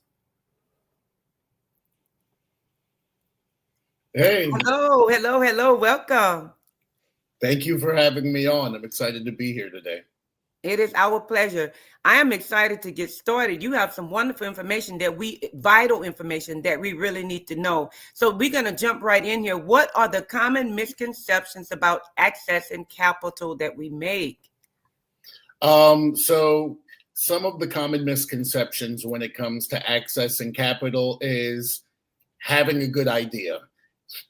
Folks think if I have a good idea and I can show someone how good this idea is, then they'll be willing to invest in it, or they'll be willing to give me a loan. And if it's really just a home run idea, if it's $1 million idea, then someone's going to move on it. And sadly, that's actually not how this works at all. No matter how good the idea is, if it doesn't come with the structure and presented in the right way, it's never going to get funded. Another misconception we have is the passion. Oh, if I can sit with someone and they can see the passion that I have for this project, or the passion that I have for my company, then they'll just see it in my eyes. They'll have no choice but to invest in my company. And really, passion is not a metric that is documented anywhere in the agreements that get people funded. Unfortunately, there is no line item for passion in the profit and loss documents or the balance sheet. So I think that those are two large common misconceptions. If I just have the passion, or if I have the good idea, then a bank is going to give me a loan if they just see how hard I'm going to work. But the good news is that there are just steps to accessing capital, and it's not a secret. We can all find out, we can all prepare ourselves, and we can, as entrepreneurs, all access capital. Okay. So what are some of the common mistakes that business owners make when they're attempting to access these loans or credit capital? So some of the common misconceptions that business owners make when they're trying to access loan or credit capital, the number one mistake that I see most commonly is starting to learn about the process when you need money. That is mistake number one. The very worst time to try to learn about how to access capital is when you need to access capital. So mistake number one, learn the process, know the people before you need the capital. If you need the capital, the odds are already stacked against you. The clock is against you. You're going to make mistakes. You're going to have poor negotiation, and then all the leverage is in the lender's box right there. Also, a common mistake when it comes to accessing loans or credit is just simply not asking. The bankers are not trained to keep everything a secret. You can go to your local bank, talk to a business banker today and say, hey, if I wanted to get a loan for $100,000 for my business next year, what steps would I have to take today so that I can be guaranteed that $100,000 loan next year? Write down step for step practically how I would get there. A banker should be able to do that for you. If they can't do that, that is not the bank you should be working with anyway. So not asking before they need to know, and not asking at all. Also, not doing research. I feel like the first step in everything is research. So no matter what the process is, whether it's growing a company, whether it's creating a product, whether it's making tech, or whether it's accessing capital, the first step is going to be doing research. Another common mistake for people accessing loans and credit is not knowing exactly how much money you need. I'll have conversations with people who are like, I want to get a food truck, and I have a passion for this. Culinary arts is in my blood. Okay, how much money do you need for a food truck? I don't know exactly. Oh, then you're not ready to have a capital conversation. We can have a conversation, but it's not going to be about accessing capital. The conversation is going to be about what do you need? And as we go through the list of 100% of the things you need, let's hit Google and see how much it costs. Let's see how much a food truck costs. What type of oven range do you need in there? Let's see how much that costs. What does it take to upkeep that? Let's see what that costs. Now we're doing simple arithmetic to come up with a targeted answer of exactly how much money someone needs to start something. So just not doing research, not knowing how much you need, not asking and having conversations with people, and most importantly, not getting the information before you need the money. Yes, thank you so very much for that. Now, that's credit capital. What about investment capital, private investment capital? What are some of the mistakes that we're making out there? Yeah, so my journey in private investment capital was a crash course. When starting, co-founding this tech company and building it from $0 into 7 figures, I didn't really have a background in investment. But luckily, through the help of a Google Accelerator, some great mentors, some great attorneys, some great tech guys, I was able to learn about this process and then become successful in this process of raising private equity investment. So some of the common mistakes that I see for people who want to take this route, where they're like, Brian, I'm not trying to get a bank loan. I really just, if somebody can see the vision, then I'm really just trying to get some investment. So one of the first mistakes that I learned, and I learned this in a one-on-one interview with a super successful tech founder in a Google Accelerator. And this was not putting your team's salaries in the ask. Whatever you're asking for, whatever amount you're asking for to build whatever product to support the company, we thought we're not going to put our salaries in what we're asking him, because we're not going to ask for money from an investor just to put in our own pockets. We're just going to put the cost of what it takes to build what we need. And he'll see how serious we are because we're not asking him for money to put into our own pockets. And that was actually the opposite of what they're looking for. What I learned through that meeting and through some meetings afterwards was they absolutely want to see the founders' salaries inside the budget, because for them, it's a matter of they need to know that your focus is on this company 24 hours a day. They don't want you to have to go get a side job at Starbucks to keep your lights on while you're trying to grow a company that they just invested $300,000 into. So that was one mistake that I had to learn when it came to private equity investment, was to put the salaries in and make sure it's a livable wage. If it's not a livable salary, they are not even going to take you seriously. Another mistake that I see when it comes to private equity investment, trying to access that, is a same mistake that I saw in the loans and credit, which is not asking. The same way that any business owner right now can walk into a bank and have a conversation with the banker and talk about what it takes in order to get a loan, you can call up a capital firm. You can talk to investors. Investors go to certain events that are for investors and founders. And you can talk to an investor the same way that you would do customer discovery with the market that you're trying to sell. You just ask an investor, hey, what kind of things do you invest in? Can you tell me about the last investment you made that was successful and why you think it was successful? Can you tell me about things that you look for in a company that make you say automatically yes and automatically no? Once again, these guys are not trying to keep this stuff a secret. As a matter of fact, it benefits them for everyone to know these things so that they can have packages presented to them that are in their lane and of the quality that they're looking for. And the last mistake that I see that's very, very common amongst people who say that they want private equity investment is not knowing how much equity they're willing to give up, not knowing what they would exchange for the money.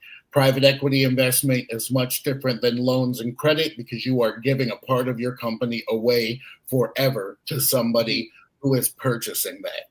If you are not the type of entrepreneur who can deal with other owners of the company, who can deal with you not owning 100% of your company, private equity investment is not for you. And you have to be realistic with the conversations that you're having about equity, what your company is worth right now, what it might be worth in a few years. We have to have objective conversations about what makes value in a company and how we are going to do the math to figure out what we're accepting for what percentage of equity. Thank you so much. And it seems common sense, but we make that mistake over and over again in our zeal to get things started. So how can businesses build and maintain strong banking relationships, especially in the underserved areas? Okay, so this is how business owners, especially in underserved areas, can build and maintain banking relationships. Interview bankers. I know this seems backwards because in the past, it has been us, the business owners, going into a bank, and here's people dressed sharply in nice suits who know more than us about finances, and we're nervous. And what if they reject us? And what if they say no? What does that look like for me? How does that make me look as an entrepreneur? And all the anxieties on our end. What we're doing in 2025 is 100% flipping that paradigm. We're putting the anxiety and nervousness where it needs to be, and that's on the banker's end. As an entrepreneur, when you walk into a bank, you are the boss. You're the business owner. The banker that you're talking to is at work. They're at their 9 to 5. They need businesses to come do business with them in order to survive. So what you're going to do is you're going to pick 3 to 4 banks. You're going to walk in. You're going to ask for either the branch manager or the small business banker.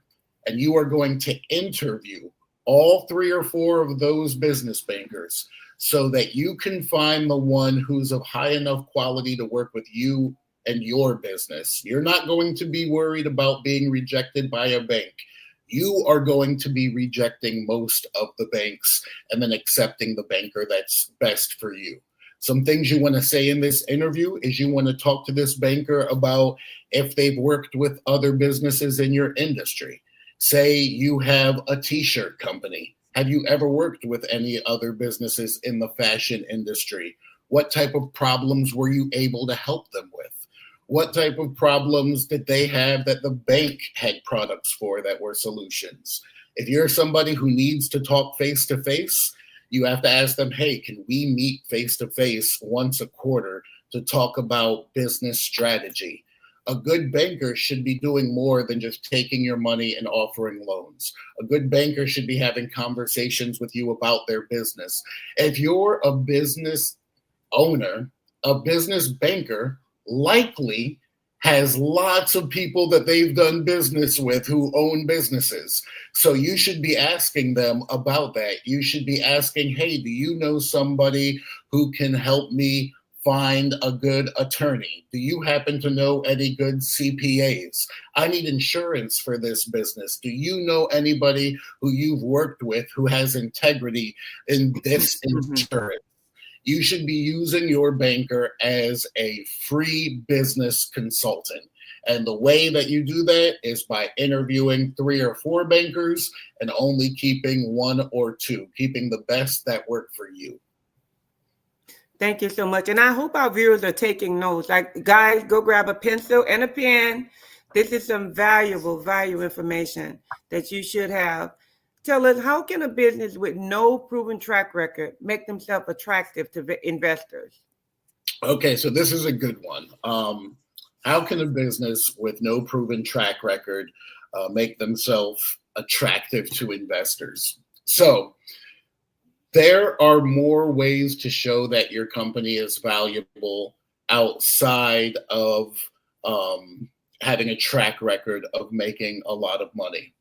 1, the team that you put together as the founders of the company, as the drivers of the company, those team members can bring value to the company. If For instance, in our tech firm was based on the neuroscience of music enjoyment.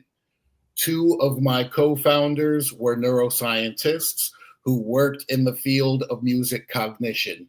Their years of research in the exact field that we were in brought value to the company. Also, I had experience in the music industry, helping to put together international tours, putting together production teams for Grammy-nominated artists. My influence on the project also brought value to the company. Then businesses want to make sure that they're leveraging free resources. Startups, especially tech startups, there are so many free resources out there for you.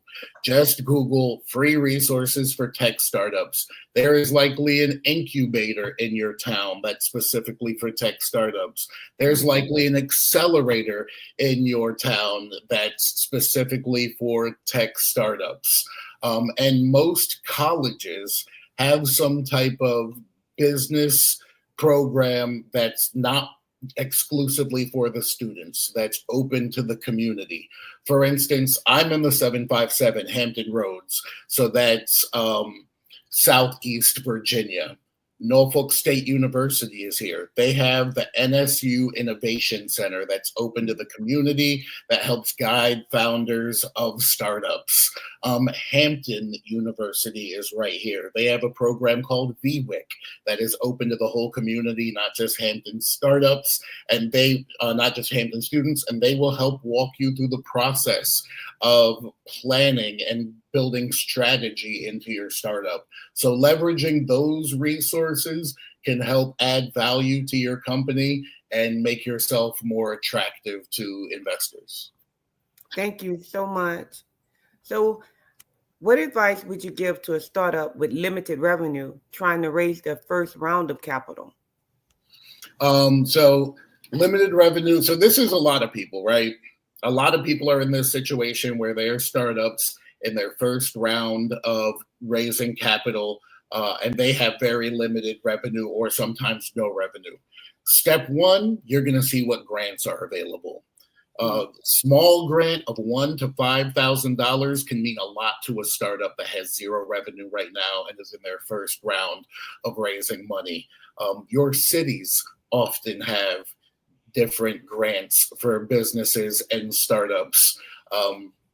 Every city right now, if you Google whatever city you're in, the city that I'm in right now is Virginia Beach. If you Google your city and then economic development, then your city's economic development department website will come up. Those are often the places where you can find grants for your business or free programs for your business. Also, like I said before, the accelerators and incubators, can often guide you to different grants as well. There's also a few websites that just often have a lot of grants, US grants. You can find them by just Googling grants. Also, free resources are the same as money. So same place I just said to look for grants, your city economic development. Oftentimes that economic development department has free sit downs with lawyers or free sit downs with accountants. If they offer something like that, that's just as good as money, because when you raise money, you're going to be spending it on attorneys. When you raise money, you're going to be spending it on accountants. So leveraging those free resources when you have very little revenue, that's absolutely super important. And then just developing traction. My advice would be anytime you have an opportunity to do an interview, anytime you have an opportunity to pitch your business, you have to take advantage of those opportunities when you're in business with low to no revenue and on your first round of raising money. You have to pitch at every coffee connection, at every Million Cups meeting, at every tech founders meeting, at every pitch contest. You should be an evangelist for your business, because the people with money and resources will eventually hear you and start guiding you in the right direction. So what role does storytelling play when pitching for investors? Storytelling is everything when it comes to pitching to investors. Yes, investors want hard data. Absolutely. Investors want facts. They want reality. They want real testimony. All that is true. But data does not exist in a vacuum.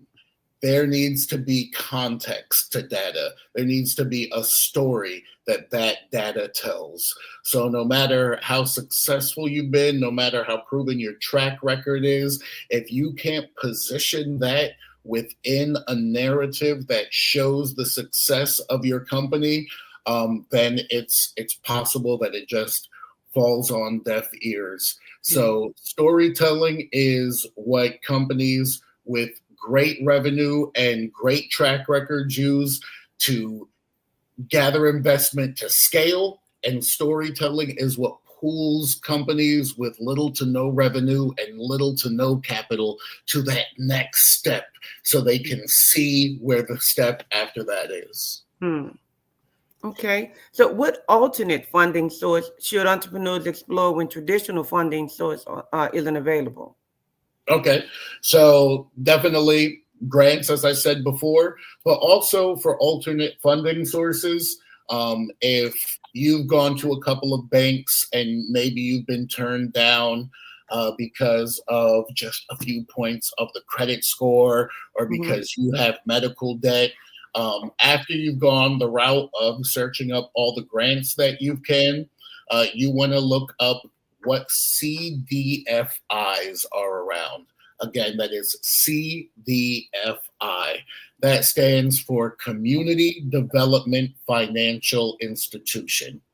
CDFIs are kind of like banks that are owned by nonprofits. They still obviously need to not lose money, but they are not solely driven by the bottom line like your banks and credit unions might be. CDFIs have a little bit more wiggle room to hear your story. If your credit score is a few points below what the normal standard is, let's talk about why. If you have medical debt, some CDFIs can look beyond that. So they are a good alternative funding source for both small businesses and even mid-sized businesses that are trying to scale to the next level, but maybe traditional financial institutions have not been the way. If you want to find CDFIs in your area, once again, I'm a big fan of Google. You just hit Google CDFI near me or CDFI in, put your city in. I'm in Virginia Beach. If I Google CDFI near me, LISC is one of the CDFIs that will pop up. Local Initiative Support Corporation is the name of LISC, and also USI will pop up, Urban Strategies Incorporated. They're helping with some of the big rebuild projects for affordable housing around here. If you do that same Google search for your city, the CDFIs will pop up. And just like we said with the bankers and investors, go talk to them, go ask questions, ask how to be prepared. Don't let that first conversation be about you asking for money. Let that first conversation be about how do I prepare to come ask for money later. Fantastic. So what financial documents should every business have prepared before they seek funding? Okay, so this is also a big one. We deal with this a lot in the accelerator I run, B-Force Accelerator. So number one, every single business listening right now should have some financial management system. Even if you're not using QuickBooks for your business, please use some financial management system. There are some free ones that are available out there to you. If you Google free financial management systems for business, they will pop up. So if you're doing that, then the documents that you'll want out of those, whether you're going for loan and credit or whether you're going for investment, oftentimes these funders are going to ask for profit and loss document. profit and loss document. A bank will traditionally ask for 2 or 3 years of historic profit and loss document. That's just a document showing how much money your business spent, how much money your business made. And they're likely to want to see 2 to 3 years of history when you're talking about accessing a loan. Another document they may want to see is the cash flow statement. A third document that banks often will ask for in these situations is a balance sheet. And I believe investors are likely to ask you also for a balance sheet. A balance sheet is just showing the assets of your company, the liabilities of your company, just giving a snapshot of what the balance is in your company, hence the name balance sheet. And although it's much more important for investors, bankers will also often ask for financial projections. Now, there's different language around this.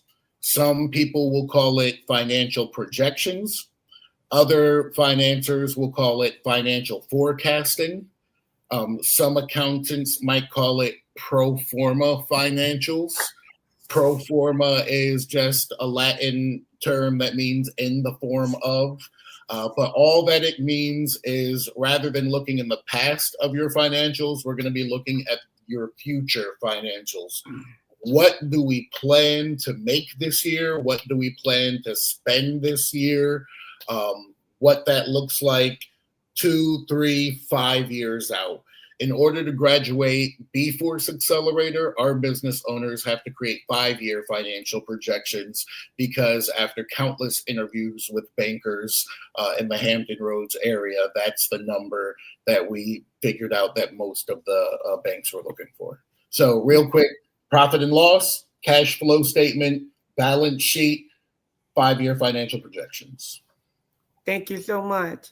Now, is it important or why is it important to have a clear exit strategy when pitching to investors? So it's important to have a clear exit strategy when pitching to investors, not because you necessarily have to sell your company. You don't have to sell your company.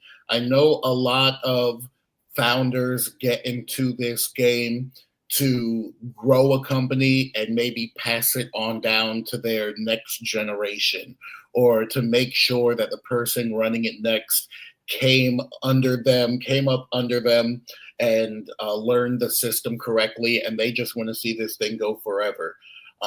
However, investors want to know that you have a plan to continue growing the value of your company.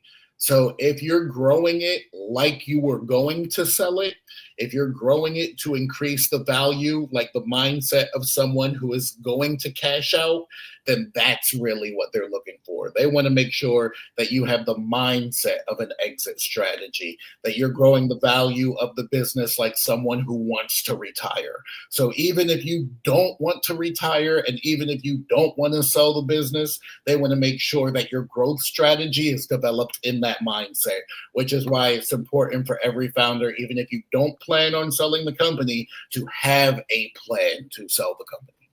Okay. So what were some of the biggest challenges you faced when pitching investors? I faced plenty of challenges when pitching investors. Number one, there was a language barrier, right? We were dealing with the neuroscience of music enjoyment. Investors are not always experts in music, and investors are rarely experts in neuroscience. Mm-hmm. So not only am I having to explain this software that is founded on some of these neuroscientific principles that lead to dopamine reactions in the brain, but I also have to make enough sense to them so that they can see a practical business strategy in that, so that they can see how in 5 years their investment is going to 2x, 3x, 4x. So there was that language barrier there. And another Another obstacle that we had when it came to investment is the fact that we were pre-revenue. And a lot of tech startups are pre-revenue when they're pitching investors because you only have the minimum viable product, or because you have some type of intellectual property that you think is going to be valuable but hasn't launched to the market yet. So I really had to sell them on the vision. I had to make them see something that only exists in the minds of our founders and the folks that were working close with us, the engineers. That same shared vision that we had, it only exists in your head. And the art is to make the thing that is so clear to you that only exists in your head, make it exist in the head of someone who has the capital to make it happen. Thank you. This is some great information. And Brian, before we run out of time, please tell people how they can contact you. Please give us your information. Yeah, absolutely. So I can be contacted via email. You can contact me at Brian, BRIAN .Owens, OWENS, at blackbrand.biz. That's the organization that I have the honor of running the accelerator with. And I can always be contacted on LinkedIn, Brian Owens, BRIANOWENS. Facebook, same thing, Brian Owens. And I'll even, if anyone wants to shoot me a text, my number is 757-782-7967. Thank you so much, Brian. It was a pleasure having you. I wish we had more time so we can get in really deep into it. Please come back and visit us again. Yeah, absolutely. Thank you for having me. It's been great. Thank you. Remember, guys, genius is coming, and I'll see you on the other side. See you on the other side. The Black Business Expo's mission is to raise funds for high school seniors going to college or K-12 entrepreneurs. This is a fundraising for students. You may go to www.blackbusinessexpousa.com to donate to the scholarship fund, or use the Cash App on the screen below. That's the $BBXUSA. Our goal is to give laptops and up to $5,000 to 10 students. Students can register online at www.blackbusinessexpousa.com. Remember, every dollar counts. So we want to remind you to donate to the scholarship fund. We also want to take this time out to thank our sponsors. That's NC 100, Sway Soul, Carolina, Virginia Minority Supplier Development Council, Step Management, Margie McLean Foundation, Genius is Common, Executive Women's Success Institute, The Quality Coaching Company, Superwoman Business Services, Creative Force Studios, Lee Entertainment, Black Business Olympic, Artistic App Design, Banks Law Firm, and the Black Business Expo USA. Thank you so much for joining us. Remember, genius is coming, and I'll see you on the other side.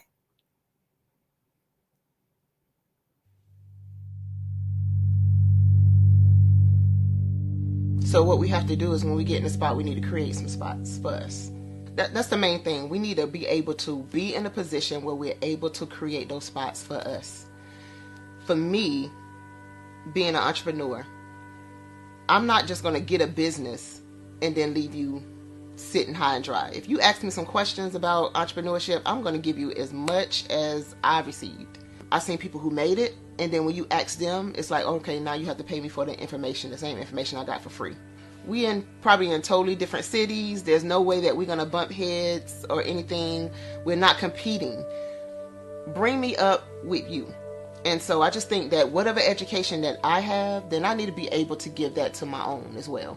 So create the spots. You can create the spots when you get there.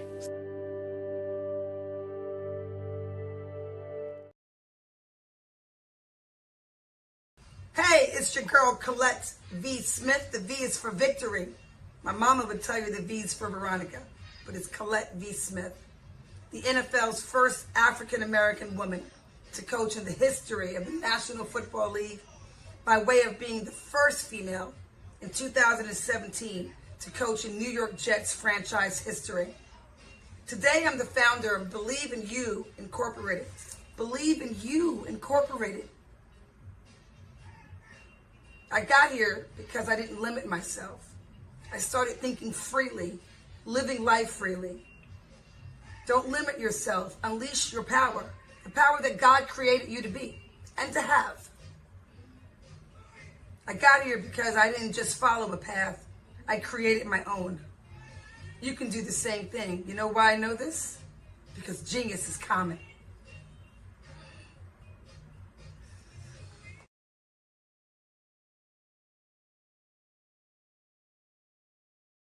I'm Kennedy Harris. My genius is being an entrepreneur.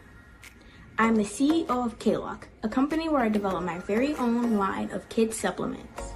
I currently market my multivitamin for kids to help combat weak immunity. During the pandemic, research has shown that having a strong immune system is key to fighting off disease. My vitamins are for kids, but adults can benefit from them as well. I'm adding a proprietary blend to my supplement line. I want to create my own blend so that I have a competitive edge in the marketplace. Staying healthy is important to me so that we live longer and have healthier lives. My website is klockproducts.com. That is K-L-O-C-K. Genius is common.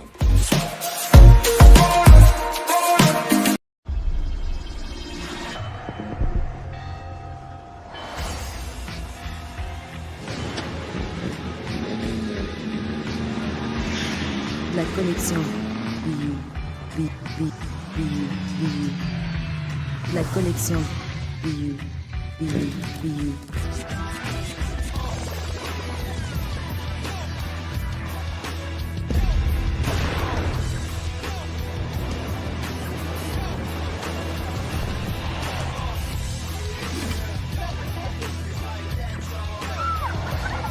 In a world obsessed with the cult of celebrity,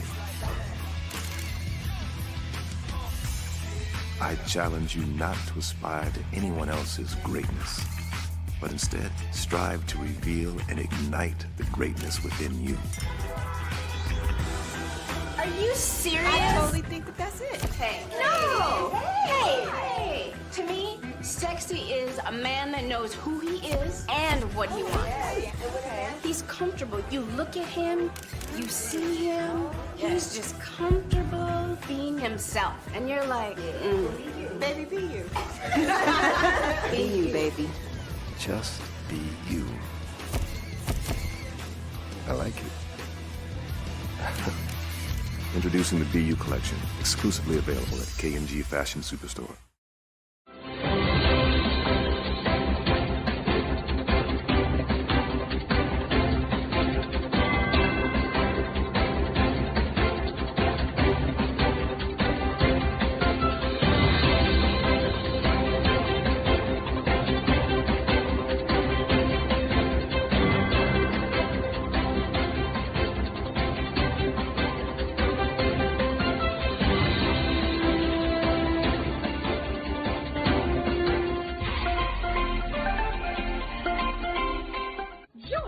Dr. Eric Kelly III and a host of phenomenal speakers from all around the globe for this 7-day virtual event that you don't want to miss. The mission of the Black Business Expo is to raise scholarship money from kids all the way from high school all the way from college. The Black Business Olympics is one of the largest Black business showcases in the world. It is an opportunity for businesses and companies to showcase their businesses globally. We are going to be giving away laptops up to $5,000 away to students. Again, I'm Olivia Appleberry, the founder of 2 Cents Finance and one of the speakers for the expo. I am so excited to see you there. For more info, go to www.blackbusinessexpousa.com or call 919-308-9090 and hope to see you there. I am Black Business. From the moment I wake until the time I sleep. Yes, I am Black Business. I am Black Business. Tell me, are you Black Business? I am Black Business. Do you support Black businesses? Listen, I support Black business because I am Black Business. Black Business Expo, one of the largest business showcases in the history of Black business in the world. The world! Sign up today at www.blackbusinessexpousa.com or call 919-308-9090. I am Black Business. I am Black Business. From the moment I wake until the time I sleep, I am Black Business. I am Black Business. Are you Black Business? I am Black Business. Do you support Black businesses? I support Black business because I am Black business. Black Business Expo, one of the largest business showcases in the history of Black America in North Carolina. Join Dr. Eric Kelly III and a host of phenomenal speakers from all around the globe for this 7-day virtual event that you don't want to miss. The mission of the Black Business Expo is to raise scholarship money from kids all the way from high school all the way from college. The Black Business Olympics is one of the largest Black business showcases in the world. It is an opportunity for businesses and companies to showcase their businesses globally. We are going to be giving away laptops up to $5,000 away to students. Again, I'm Olivia Appleberry, the founder of 2 Cents Finance and one of the speakers for the expo. I am so excited to see you there. For more info, go to www.blackbusinessexpousa.com or call 919-308-9090 and hope to see you there. I am Black Business. From the moment I wake until the time I sleep. Yes, I am Black Business. I am Black Business. Tell me, are you Black Business? Black Business Expo, one of the largest business showcases in the history of Black business in the world.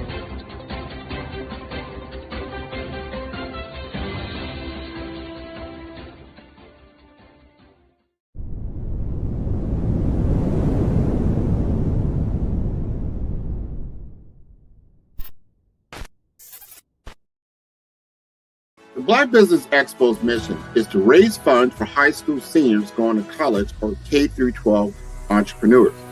This expo is a fundraiser for students. Please, you may go to www.blackbusinessexpousa.com to donate to the scholarship fund or use the Cash App at $BBXUSA. Our goal is to give laptops and up to $5,000 to 10 students. Students can register online at www.blackbusinessexpousa.com. Every dollar counts. Please donate to the Black Business Expo USA Scholarship Fund.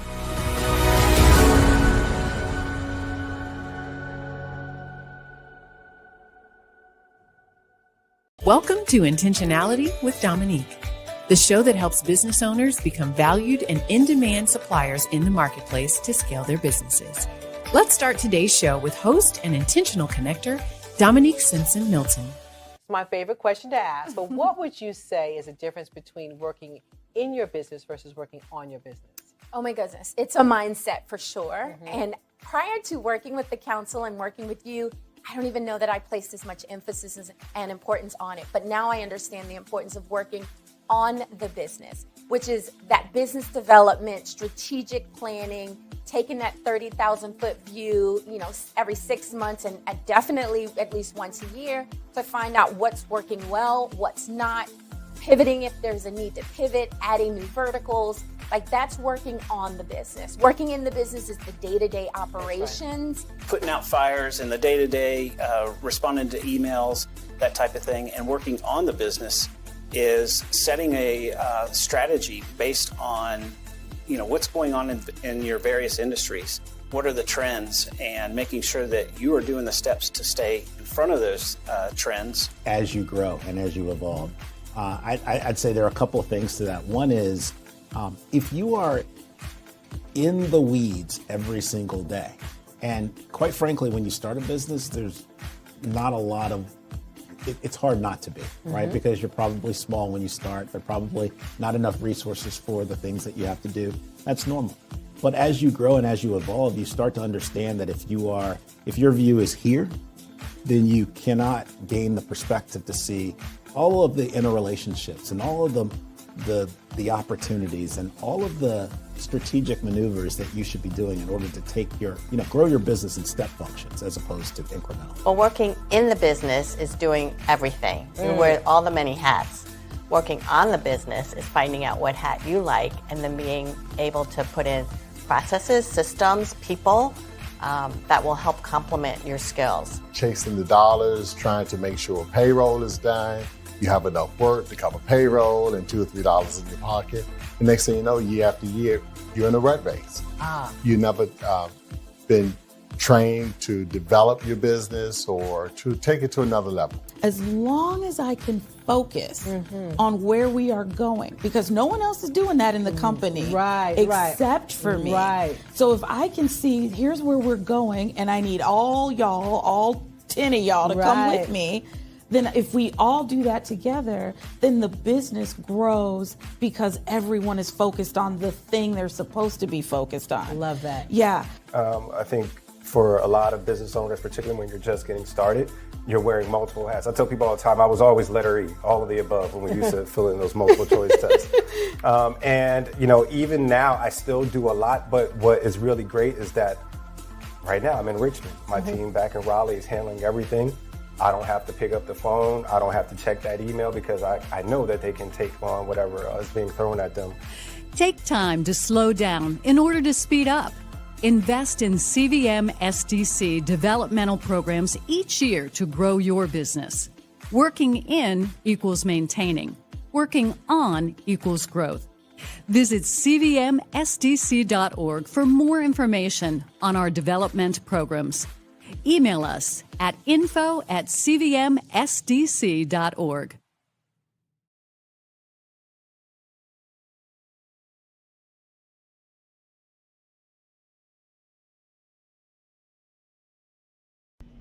Why do I do what I do? My life coach asked me that a few years ago. And she said, Tony, what's your why? And I told her, and she said, girl, you've already accomplished that. Perhaps you need a new why. Hi, Tony Harris, Amy Hoydu with Say It Said Marketing, one of your students. And just wanted to say thank you, Tony Harris, for spending so much time with me and giving me that boost in my business that I so drastically needed.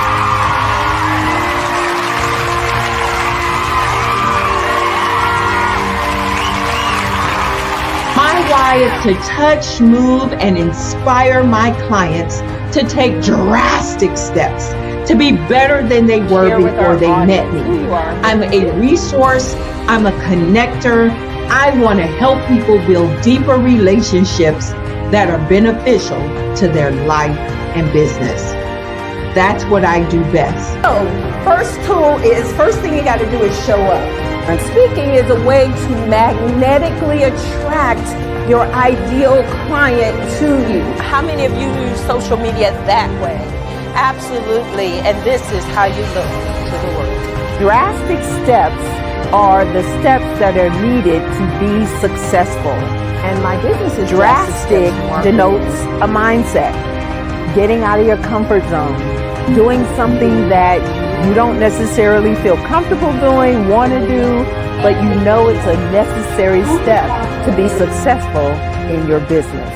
I get the most satisfaction when I see my connections flourishing into relationships long after I am gone. Hi, my name is Jasmine Augustine with Media Jasmine, and I've joined several networking and referral groups in the area. And Network in Action Northeast Houston with Tony Harris Taylor is one of the best organizations. I love that piece of what I do, and it is what fuels my fire.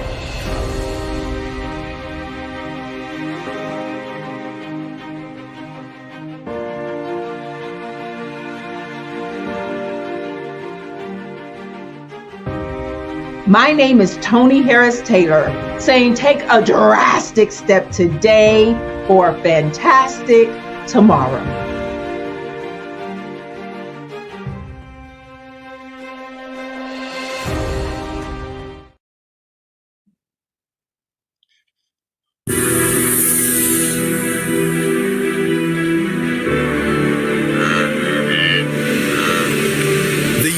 United Republic of Tanzania, the land of the Kilimanjaro, the Serengeti and Zanzibar, is strategically located as a gateway to East Africa and the African Great Lakes region. A rising star, Tanzania is a middle-income country that has averaged 7% economic growth over the last decade.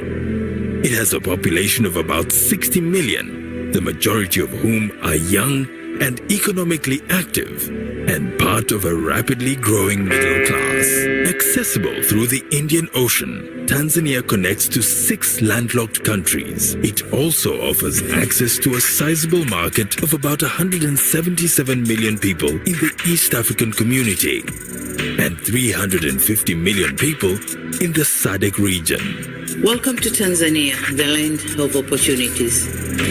The government is committed to maintain and strengthen ties with the international community. We'll continue to maintain good governance, political and economic stability, which have been our national values. The government is undertaking a number of legal and regulatory reforms to unlock the country and make it potential investment destination. These reforms include investment tax and information technologies regimes. The government is focusing on improving coordinated infrastructure, not limited to cleaner energy provision, railways, roads, ports, and optical fiber network. All this will add to the improvement of investment environment. As we open doors to the world, we believe that with efficient transport system, enough and affordable electricity, coupled with friendly regulatory regime, Tanzania is offering the best opportunity for investors to thrive. Welcome to Tanzania, the land of opportunities. The Tanzania Investment Center hosts more than 10 government investment facilitation institutions, offering a one-stop center that can give approvals, permits, and licenses all under one roof, easing the process and saving time and other resources pertaining to setting up a business in Tanzania.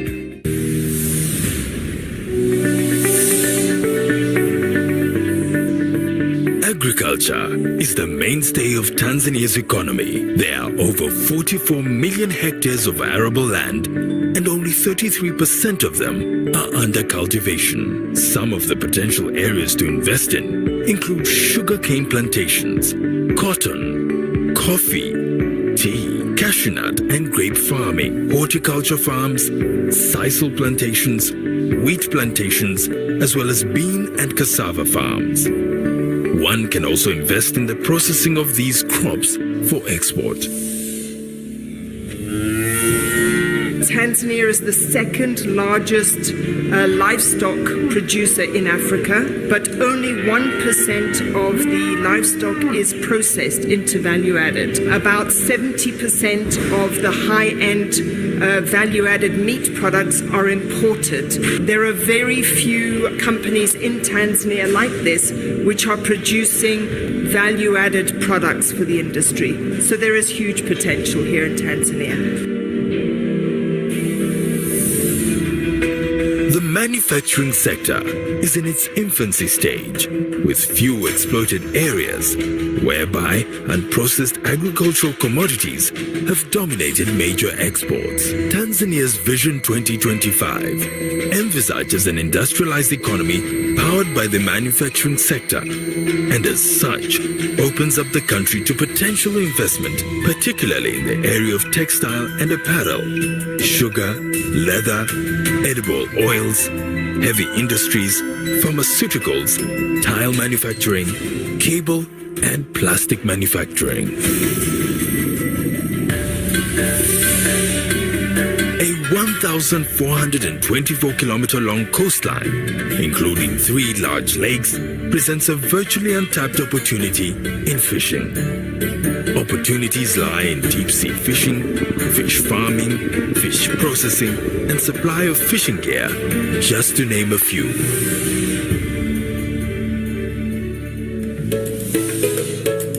Tanzania's wealth extends well beyond the surface. Tanzanite, a gemstone found nowhere else in the world, is testament to the country's mineral riches. Other minerals include gold, coal, diamonds, copper, nickel, cobalt, tin, lead, silver, uranium, rare earth metals, ruby and sapphire. Investment opportunities exist in the areas of exploration, mining and processing.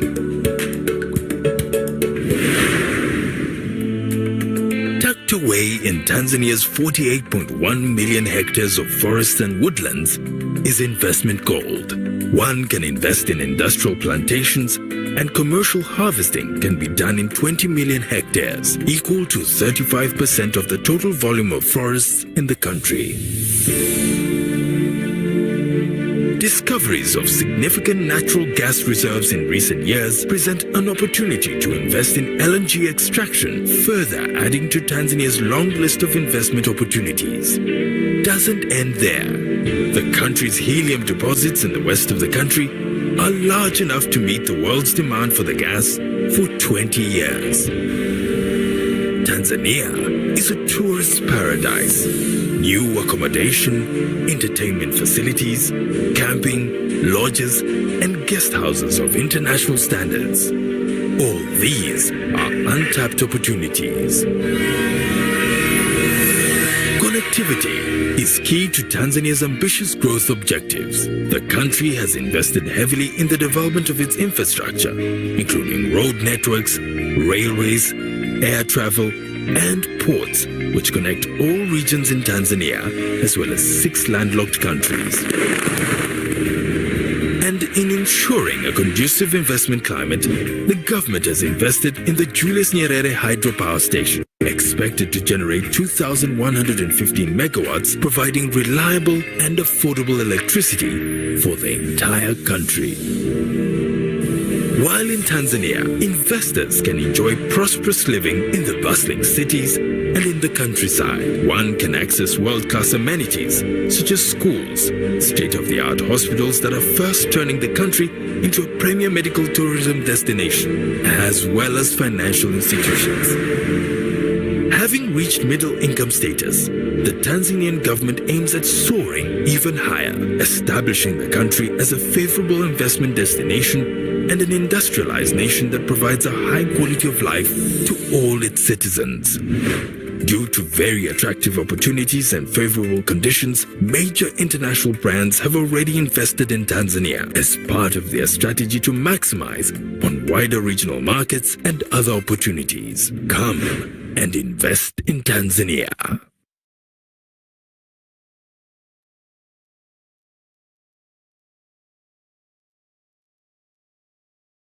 Good morning, everyone. Hope you can hear me okay. I look like I'm frozen.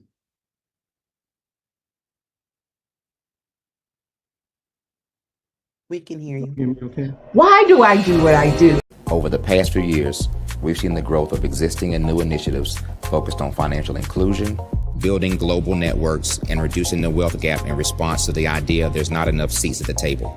Whether their outcomes are to increase the representation of Black executives on corporate boards, ensure an inclusive global economy, or to create new U.S. African commercial pathways, The strategies are often carried out by separate programs. The question is, should they be? With the continent of Africa being home to more than half of the world's fastest growing economies, the youngest workforce, over 400 companies generating more than $1 billion annually, 700 generating more than $500 million annually that are poised for growth, and being the destination of nearly $5 billion in venture capital in 2021. Diversifying U.S. and Africa commercial engagement by building bridges between African businesses and their U.S. diaspora should begin being seen as mutually beneficial.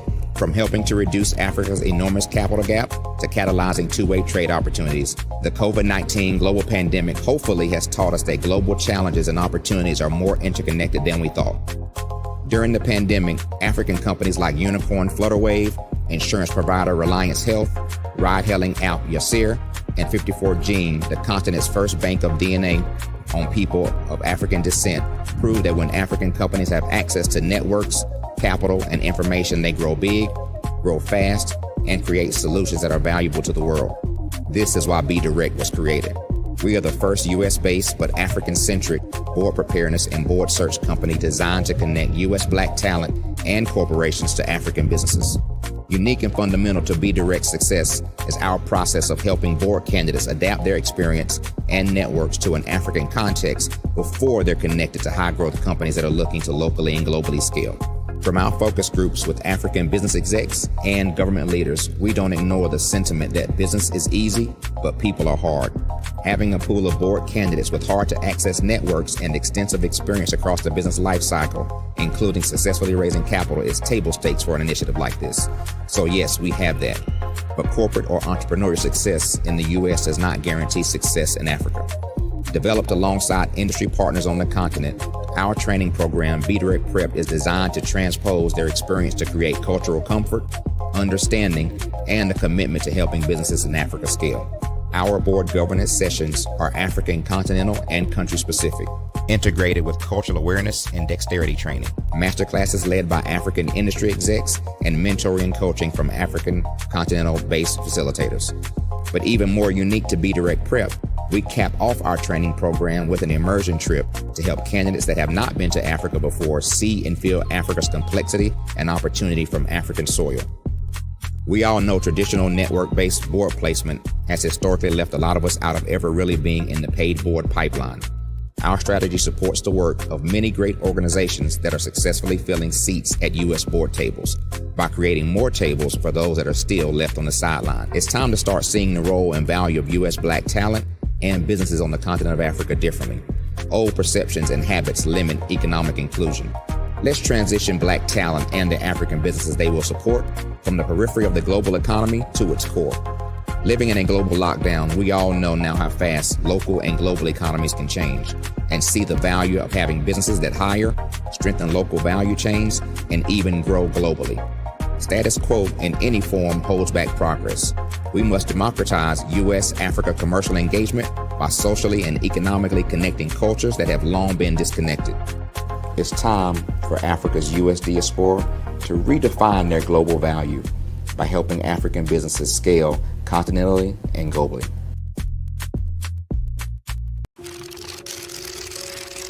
Bravery is not the absence of fear, but the ability to overcome it. We stand for those who defy suppression, who speak out, and those who walk the road less traveled. Everyone deserves to be seen and their voices to be heard. We're sparking a movement, growing a community of creators united by the desire for freedom, choice, equity, and ownership. At Fanbase, it's all for one and one for all. We support each other to guide, promote, and uplift you in a place where you can unapologetically be yourself. A place where your voice, ideas, and creativity are not just welcomed, but celebrated. We are Black founded, minority funded, and supported by a diverse, inclusive, powerful community that believes in the strength of authenticity and individual choice. Regardless of success or background, we welcome you, the marginalized, the underappreciated, the successful, the superstar. We're for all who seek a space to express themselves freely, where they are rewarded for being their authentic, true self. We transcend labels because only we have the right to define ourselves. We are built for the brave, the culture, the creators, and for the future where everyone has the power to shape their own destiny, where all are empowered, voices are amplified, and freedom is embraced. For the first time, you have a chance to own the platform you helped make popular. It's a revolution, a movement in how we connect, create, and share. Everyone is a creator, and everyone has a fan base. Here, you can be you without limits.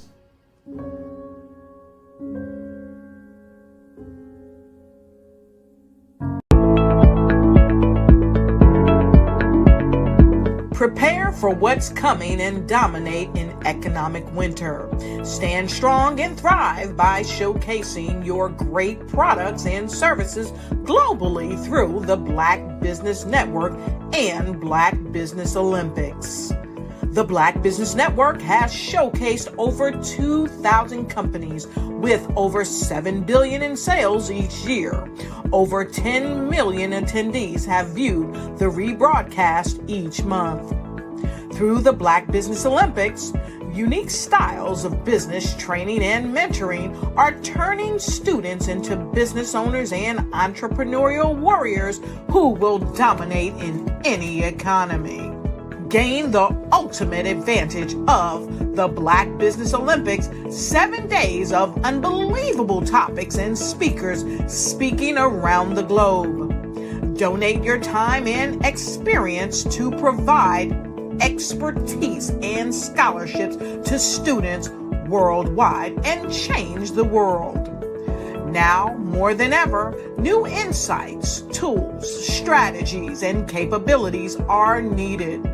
This is your chance for a major presentation to the world. Fill out the form and join the more than 2,000 speakers who have presented to over 200 countries. Join the Black Business Network streaming live into the Metaverse, STEM City, Black Multiverse Enterprises, Hulu, Amazon, YouTube, iHeartRadio, Apple, Facebook, LinkedIn, Pod TV, IBM TV, Spotify, and Google Podcasts. Sign up today. Spaces are limited, and we will see you there.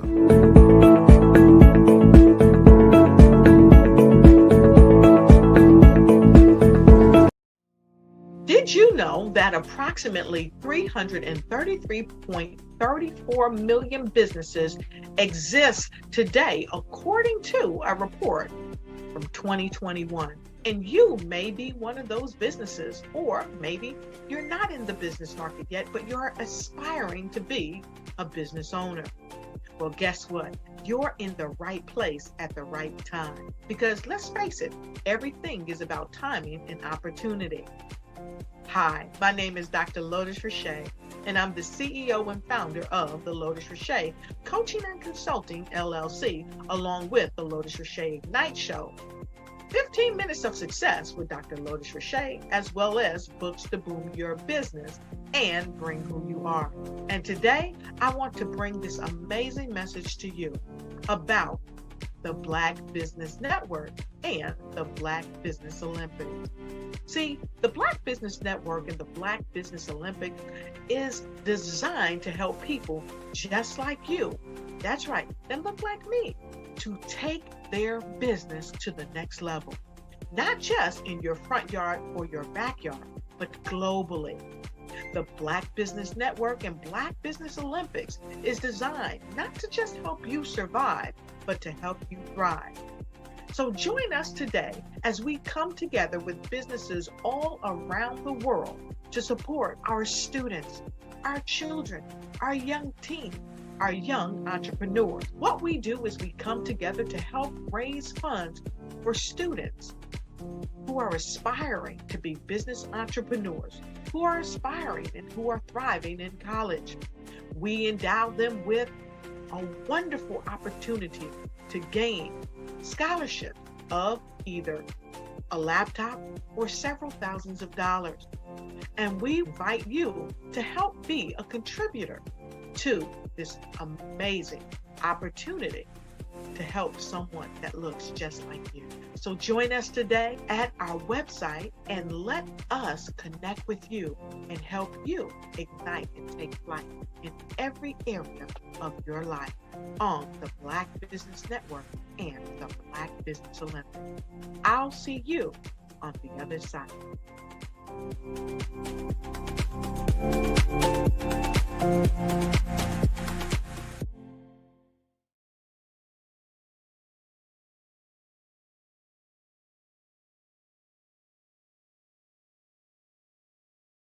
The Black Business Expo's mission is to raise funds for high school seniors going to college or K-12 entrepreneurs.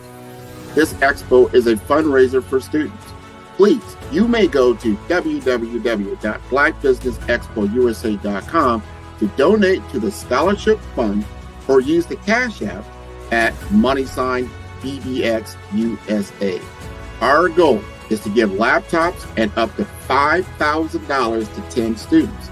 Students can register online at www.blackbusinessexpousa.com. Every dollar counts. Please donate to the Black Business Expo USA Scholarship Fund.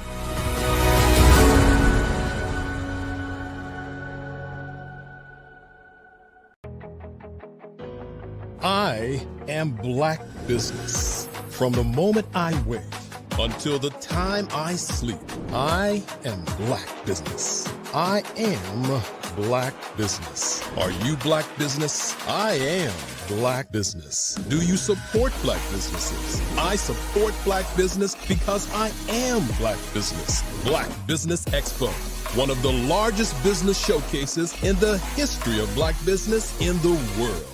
Sign up today at www.blackbusinessexpousa.com or call 919-308-9090. I am Black Business.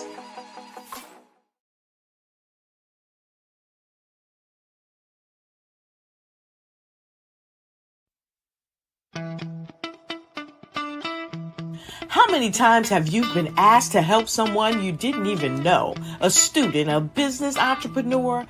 Or did you ever even ask, where did they end up? That business, that friend, that entrepreneur. Well, just maybe they ended up in a gang, bankrupt, homeless, or worse, dead. Maybe they turned to crime, drugs, and alcohol. Did you ever wonder? Did you destroy their dream, or was your life always so easy? At the Black Business Olympics, we started a movement to help students complete. Give them hope and foster success. Help them to leave their dreams of providing laptops, computers, and up to $5,000 in scholarship funds. Today, we ask you to help a student, a business owner, or an entrepreneur to realize their dream by sponsoring them, supporting them, and buying from them. Consider this. With $1.6 trillion in our Black community, we only ask for a small donation for our students, our businesses, and our entrepreneurs. And you can change a life today. So I ask you, what are you going to do? Sit on the sideline and watch our students in high school be leaders, miss out on their dream from lack of resources? Or are you going to donate to the movement and change their future and yours as well? Give us a call today at 919-308-9090. Change their life by investing with action to the Black Business Olympic Fund. The Black Business Olympics, one of the largest business showcases of Black business in the history of the world.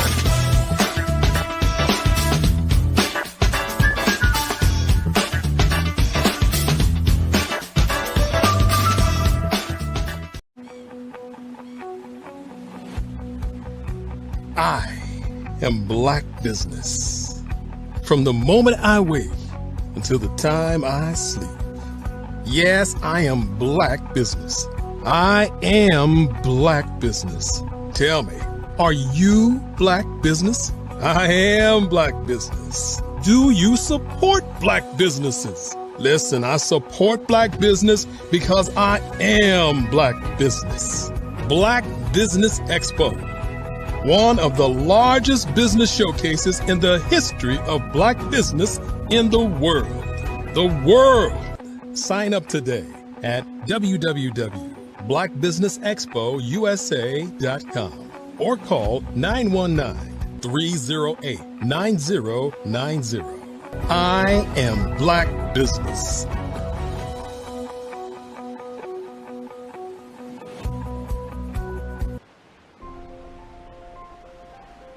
What if you could build your own city? A place where every child can find nurturing people to help them achieve their full potential. A place where every adult can access job training support, where health education is abundant, where social justice ruled the land. A place without limitations. Welcome. You have arrived at STEM City USA. It is what every city should be. A safe and trusted community where you find people and resources to help you become everything you are and beyond. STEM City is unlike anything you have ever experienced. It is a digital twin of the world around you, only better. STEM City is about energy and soul renewal. It is more than a digital world. You can almost feel the power of live cultural events, music, and theater. STEM City promises a better future for children with caring mentors and hands-on activities with dedicated tutors to support our youth. STEM City is your passport to a healthy lifestyle with weekly events addressing our community's many issues. STEM City is your financial well-being with helpful information on wealth management, career advancement, job training, and so much more. STEM City is the community you deserve. It is the city where your dreams can come true. STEM City USA, a place in the sky that is accessible to all who reach for the stars.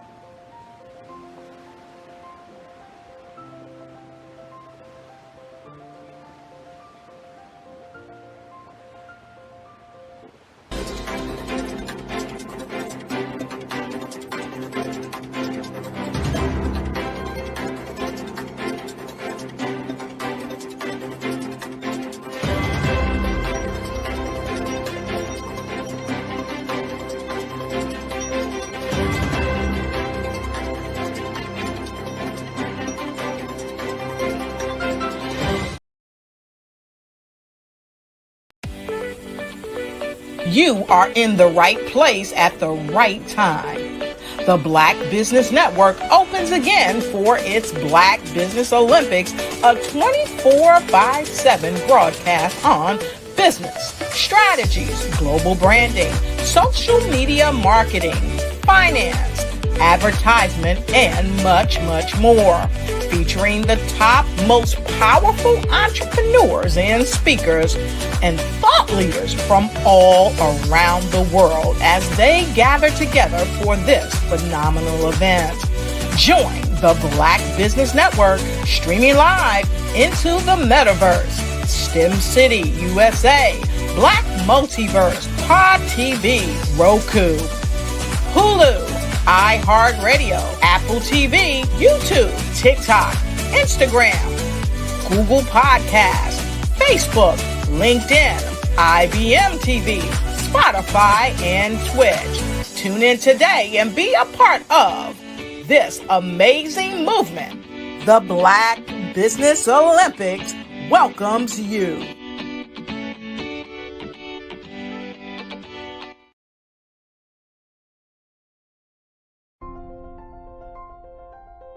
What if you could build your own city? A place where every child can find nurturing people to help them achieve their full potential. A place where every adult can access job training support, where health education is abundant. where social justice ruled the land, a place without limitations. Welcome. You have arrived at STEM City, USA. It is what every city should be, a safe and trusted community where you find people and resources to help you become everything you are and beyond. STEM City is unlike anything you have ever experienced. It is a digital twin of the world around you, only better. STEM City is about energy and soul renewal. It is more than a digital world. You can almost feel the power of live cultural events, music, and theater. STEM City promises a better future for children with caring mentors and hands-on activities with dedicated tutors to support our youth. STEM City is your passport to a healthy lifestyle with weekly events addressing our community's many issues. STEM City is your financial well-being with helpful information on wealth management, career advancement, job training, and so much more. STEM City is the community you deserve. It is the city where your dreams can come true. STEM City USA, a place in the sky that is accessible to all who reach for the stars.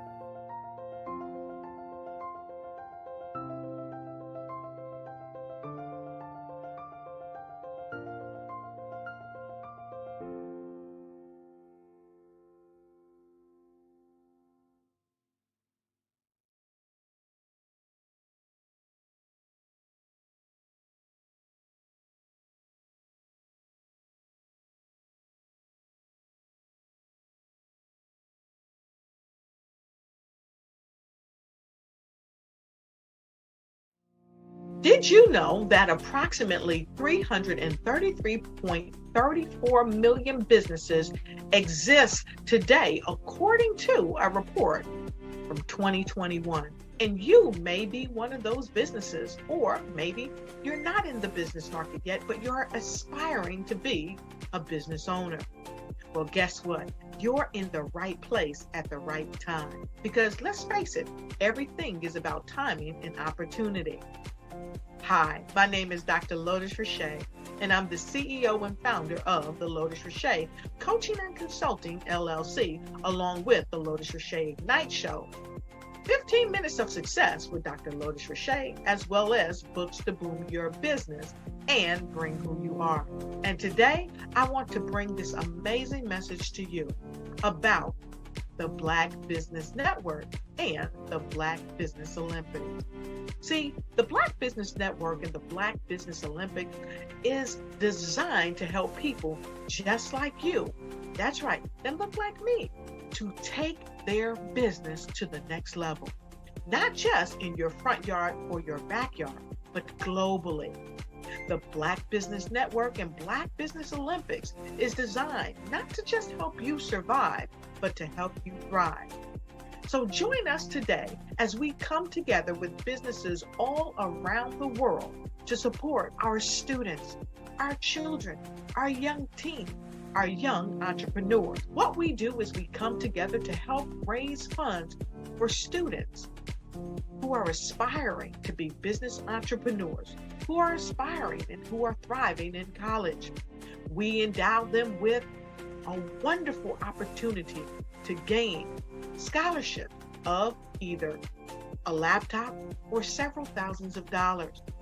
And we invite you to help be a contributor to this amazing opportunity to help someone that looks just like you. So join us today at our website and let us connect with you and help you ignite and take flight in every area of your life on the Black Business Network and the Black Business Olympics. I'll see you on the other side.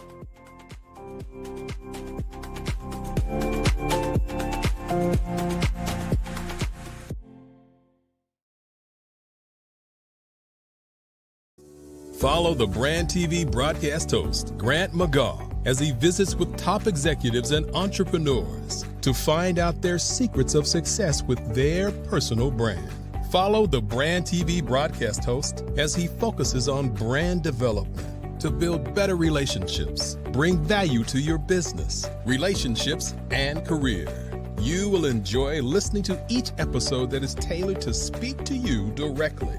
If you're looking for this type of clarity in terms of building your brand, you have tuned into the right station. Each episode will help you to shape a conversation in the 5-star BDM network of 20,000 professionals and become a springboard for your corporate engagement and business opportunities. Each guest will frame their story in the areas of personal branding, business development, career development, financial empowerment, and technology innovation. Grant McGaugh explains why he is the CEO and owner of his own professional career. Grant is an accomplished business leader and entrepreneur who wants to give back to individuals to grow their personal brand strategy. Tune in as he weaves his story about new possibilities, while to you exceed expectations. If you love storytelling, this show will make for fun.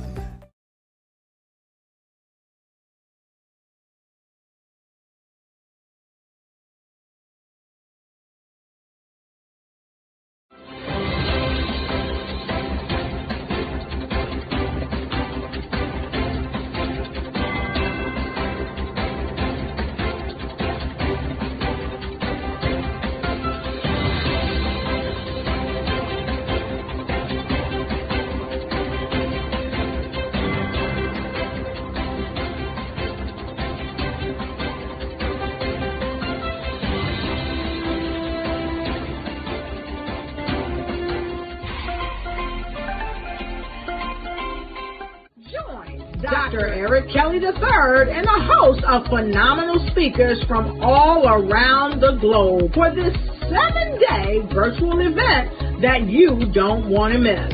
The mission of the Black Business Expo is to raise scholarship money from kids all the way from high school all the way from college. The Black Business Olympics is one of the largest Black business showcases in the world. It is an opportunity for businesses and companies to showcase their businesses globally. We are going to be giving away laptops up to $5,000 away to students. Again, I'm Olivia Appleberry, the founder of 2 Cents Finance and one of the speakers for the expo. I am so excited to see you there. For more info, go to www.blackbusinessexpousa.com or call 919-308-9090 and hope to see you there. I am Black Business. From the moment I wake until the time I sleep. Yes, I am Black Business. I am Black Business. Tell me, are you Black Business? I am Black Business. Do you support Black businesses? Listen, I support Black business because I am Black Business. Black Business Expo, one of the largest business showcases in the history of Black business in the world. The world! Sign up today at www.blackbusinessexpousa.com or call 919-308-9090. I am Black Business. I am Black Business. From the moment I wake until the time I sleep, I am Black Business. I am Black Business. Are you Black Business? I am Black Business. Do you support Black businesses? I support Black business because I am Black Business. Black Business Expo, one of the largest business showcases in the history of Black America in North Carolina. Join Dr. Eric Kelly III and a host of phenomenal speakers from all around the globe for this 7-day virtual event that you don't want to miss. The mission of the Black Business Expo is to raise scholarship money from kids all the way from high school, all the way from college. The Black Business Olympics is one of the largest Black business showcases in the world. It is an opportunity for businesses and companies to showcase their businesses globally. We are going to be giving away laptops up to $5,000 away to students.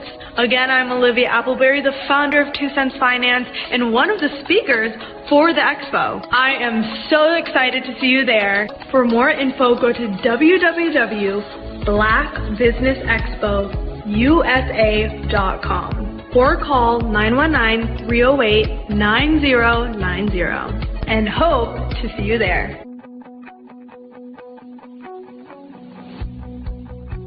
I am Black Business.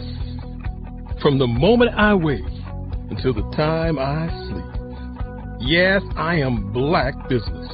I am Black Business. Tell me, are you Black Business? Black Business Expo, one of the largest business showcases in the history of Black business in the world.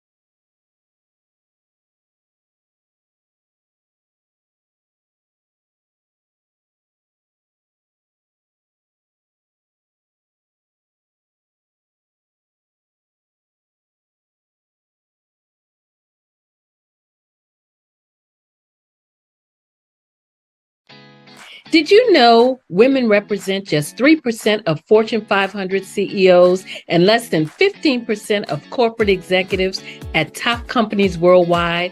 Have you wondered what the secrets are to getting into the top ranks, whether in the private or public sector? Do you want to figure out how to stop being held back in your career or passed over for promotion? Then you're in the right place. Hi, I'm Dr. Madeline Ann Lewis, President and CEO of the Executive Women's Success Institute. I have decades of experience in the military, the federal government, and corporate America, and my mission is to help women succeed and tap into their full potential. I want to reach 1 million+ women around the world to become the leaders they are meant to be. So if you want to move into a management or executive level position, or maybe you are a female veteran transitioning out of the military into business entrepreneurship, then reach out to the Executive Women's Success Institute at 301-693-3284. Let us get you on the fast track to success.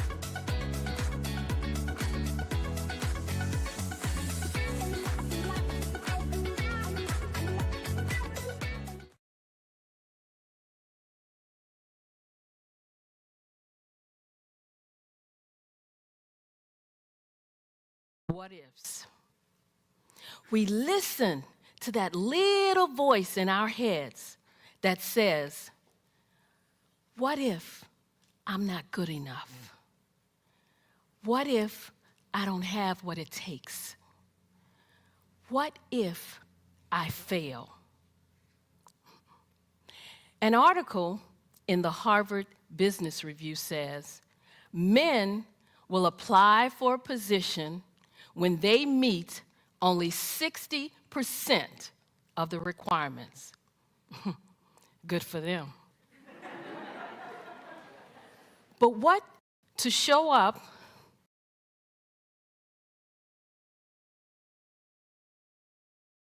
don't apply. You feel it's yours. After all, you're well qualified, but you don't apply.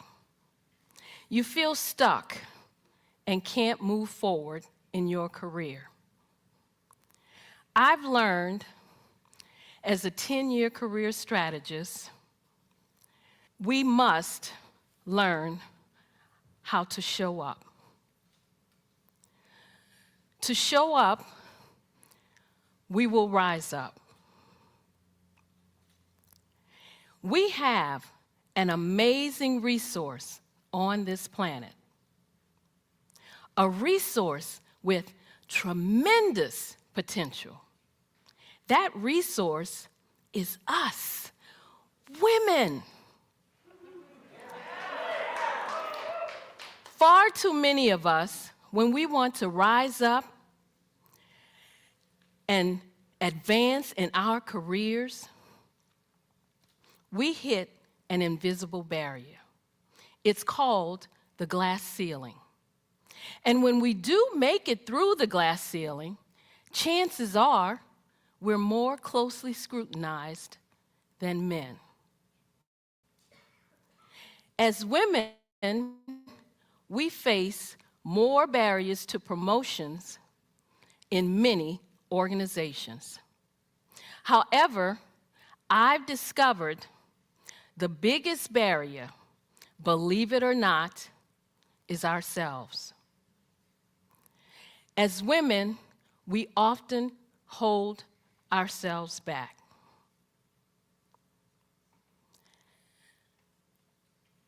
We are not rising up and tapping into our full potential for 3 reasons. The first is a lack of confidence in our abilities. As women, we hold ourselves back when we make career decisions based on what-ifs. We listen to that little voice in our heads that says, what if I'm not good enough? What if I don't have what it takes? What if I fail? An article in the Harvard Business Review says, men will apply for a position when they meet only 60% of the requirements. Good for them. But what do?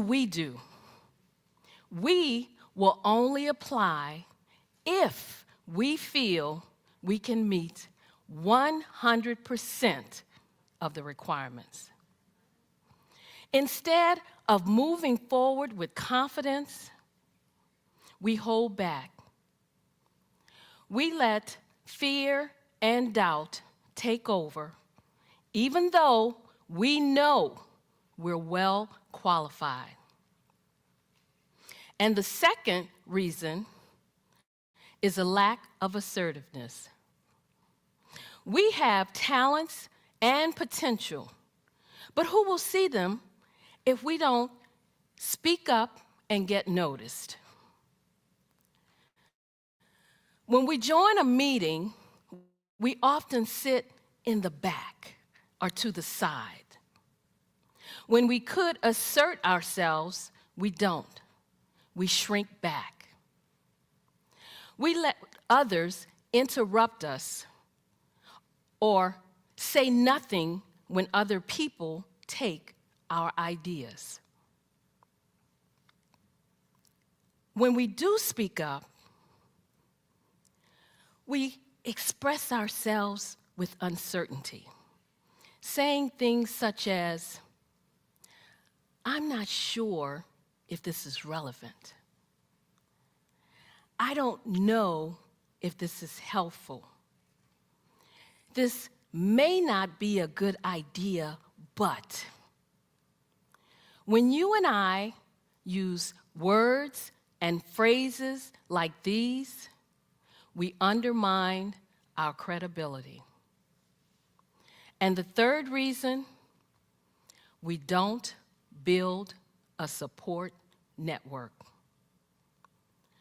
My friend, Kim, applied for a position. Her female supervisor felt she was more than qualified.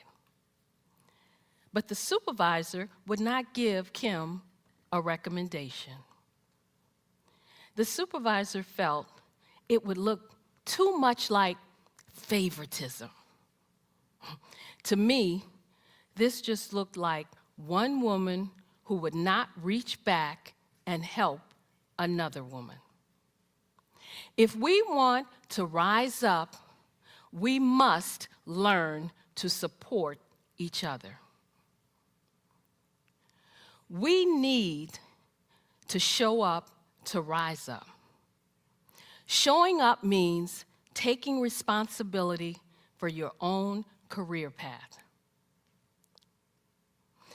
It was 2005, and I had a comfortable job as an analyst working for the US government, but I wanted more. A supervisor's position opened up, and I submitted my application. I tried to find out as much as I could about who was applying, what were my chances. I discovered that 2 men were applying for the same position. I also discovered that neither of these men had the qualifications that I had. But I was optimistic because one of the women on the interview panel told me that she would support me. So I walked into that interview room well prepared. I answered all their questions. I aced that interview. 3 days later, I was told I wasn't selected.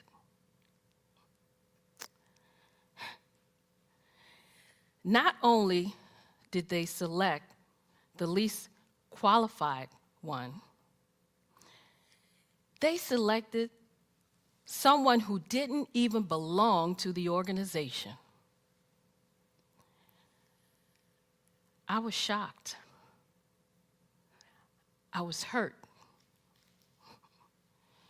I was angry. I thought, how could this be? It was like a slap in my face. I deserved that job.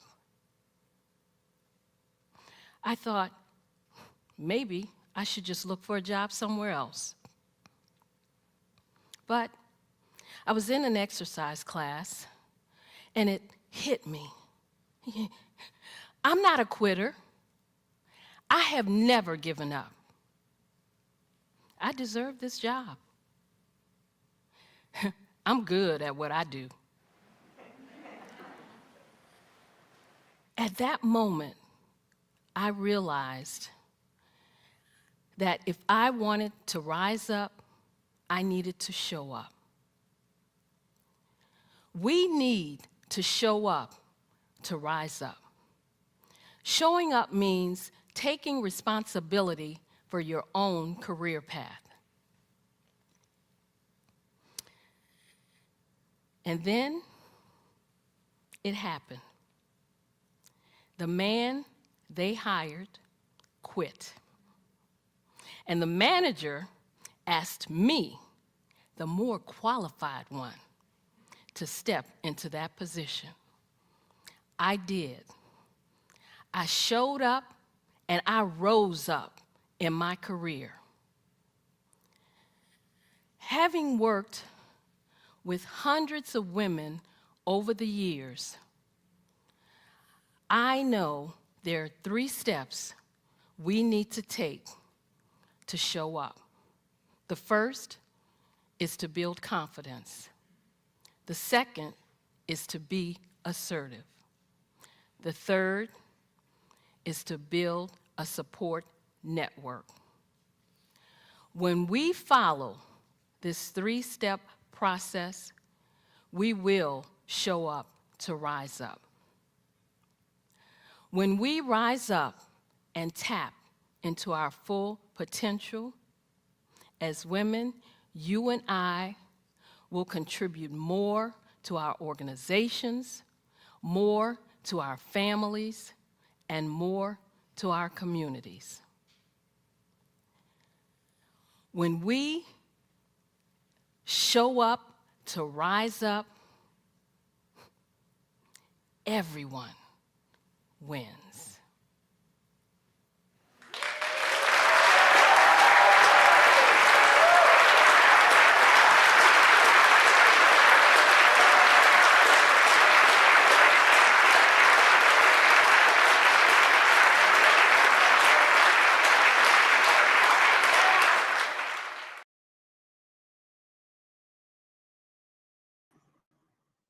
All right. Good evening, good evening, good evening. My name is Nikki Curry, and I have the honor and the privilege to introduce our speaker today. Our speaker today is the one and only Dr. Madeline Lewis. Dr. Madeline Ann Lewis is President and CEO of the Executive Women's Success Institute, a 22-year retired Army veteran, international TEDx speaker, international best-selling author, as well as the author of the Amazon bestseller, Show Up to Rise, Explore the Transformative Power of Successful Mindset. Dr. Lewis is the creator of the online course, Crack the Career Code, Unlock the Amazing Power Within to Lead with Confidence, Charisma, and Credibility. I know that's amazing. She's also the host of the Success for Women radio and TV show, and she's also a career strategist, trainer, and business consultant. She helps women progress into upper management and executive level positions by providing them with a fast track yet comprehensive toolkit of the skills and abilities. She also helps female veterans transitioning from the military into business entrepreneurship. Dr. Lewis has numerous awards and accolades. She just received the prestigious 2024 Presidential Lifetime Achievement Award. She also received the International Acquisition 2024 Excellence in Business Award. And in 2023, she received the Prince George's Chamber of Commerce Excellence in Business Visionary of the Year Award. Amazing, amazing, amazing. There are many more accolades and many more awards that Dr. Madeline Lewis has received, but I want to get right to the good part of bringing her on stage. Everyone, please help me welcome the one and only Dr. Madeline Lewis. Hello, hello. How are you? I am fantastic. I am going to slide to the side and get ready to take my notes. But before I leave, I would love to say genius is common, and I will see you on the other side. Okay, thank you. Wow. Hello, hello, hello again, everyone. You know, I just have to say, because I'm such a fan of this network, I'm always, always honored when I get the opportunity to be on this platform. You know, I should ask you, did you know that this platform actually shares information about business that will help individuals to, get started? If you're on the fence about what you need to do, how you need to do it, guess what? This platform can help you get started. And the amazing part is that it's all information that you could get it in real time from individuals who have been there, done that, and they're experts in their industry. You know, I'm proud to be in the company of so many unselfish individuals from all around the globe who are so willing to share their expertise and to provide so many resources to help others grow and move forward. And all of this is on a platform that's making history. So before I get started, I just want to take a moment to thank Dr. Eric Kelly III for allowing me to be a part of this groundbreaking, history-making platform. Thank you, Dr. Kelly. Thank you for sharing this incredible vision with the world. And thank you for being a visionary, an encouragement, an inspiration, and more importantly, for always being willing to share your expertise with us. Thank you, Dr. Kelly, for producing this one of a kind platform. You know, this is a platform that's not seen anywhere else. You have brought to the world what is undoubtedly recognized as the greatest of all times. This platform is changing the lives of people and businesses worldwide. So you can take pride in knowing you are leaving a legacy that future generations will be able to look back on, learn from, and build from. So I say again, thank you, Dr. Kelly. And again, I want to say hello to all the viewers out there. I am Dr. Madeline Ann Lewis, President and CEO of the Executive Women's Success Institute. And I help women to navigate through some of the obstacles they may face when trying to reach the top rung of the career ladder. And I also help female veterans who are transitioning out of the military into entrepreneurship. I help them to focus on a positive and successful mindset. And with all of that said, let's talk about a positive and successful mindset, because I want to explore the transformative power of a positive and successful mindset. That's what we're going to talk about.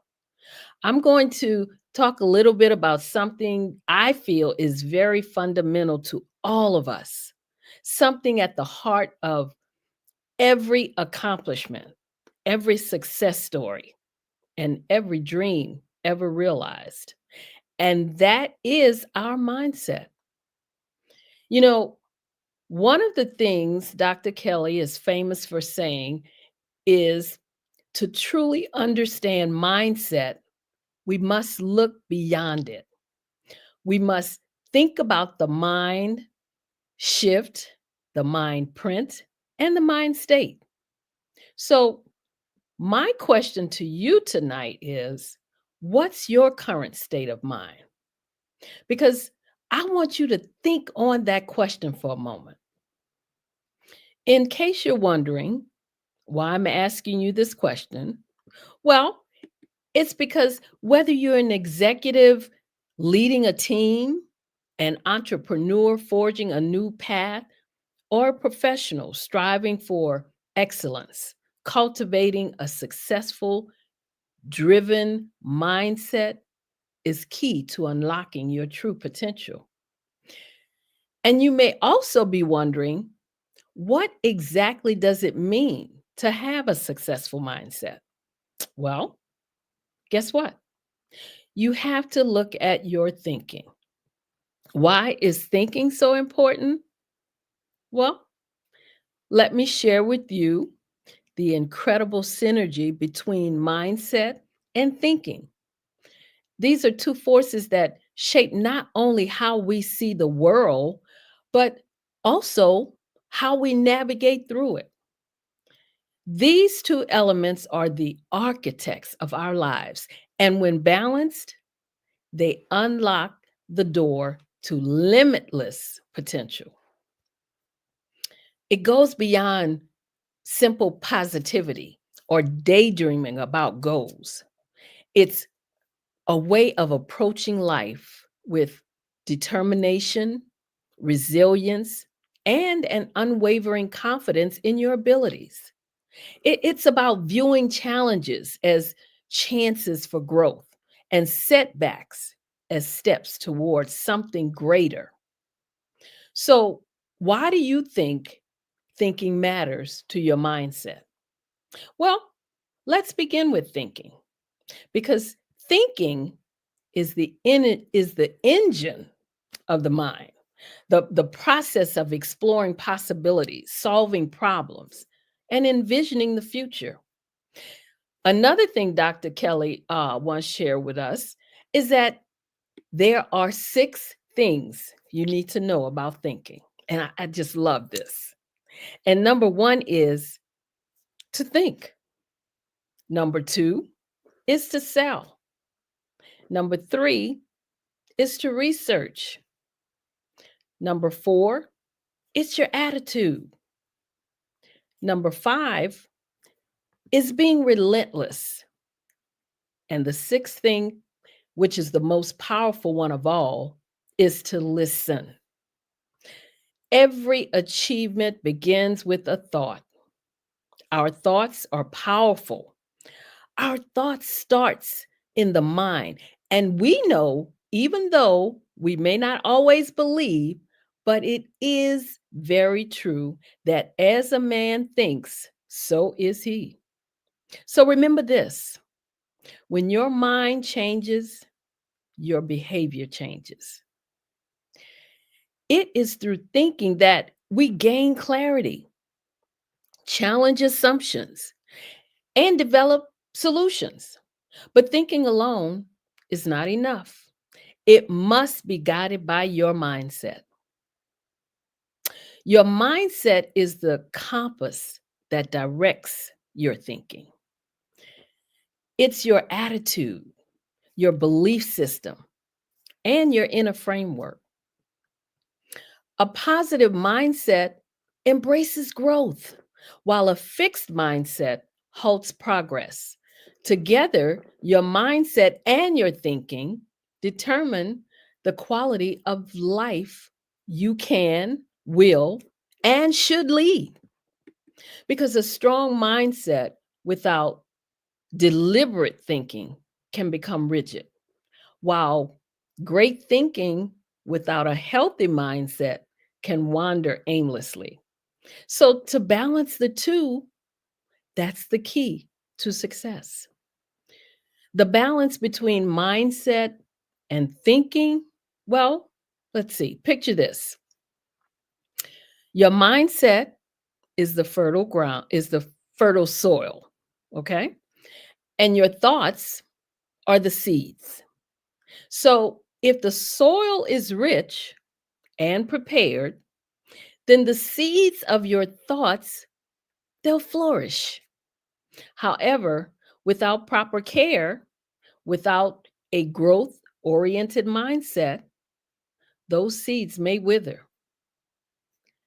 Balancing the two means ensuring your mindset remains open and optimistic, while your thinking remains disciplined and purposeful.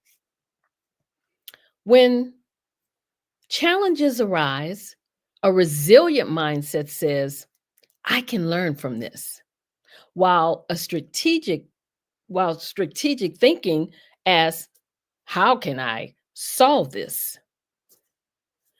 And this is where this platform can give you the inspiration to take action. Because when we strike a balance, we achieve the extraordinary. You know, when you look at this platform as a seasoned business owner, or even as a business owner just starting out, you should be thinking, how can I network with the speakers on this platform? So I want you to ask yourself this: what can I achieve if I harness my mindset and thinking in perfect harmony? Well, could you create a new innovation? Maybe rebuild a billion-dollar corporation, or even inspire a community? And the answer is absolutely. Yes, you can. All it takes is focused thinking along with a positive mindset. But let me be clear here. Achieving this balance is not an overnight success story. It's a journey. There will be setbacks that test your mindset and moments of doubt that challenge your thinking. So you have to embrace those moments as opportunities to grow stronger.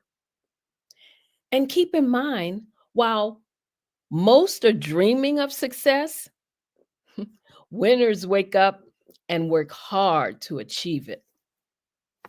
So here's what I want you to do.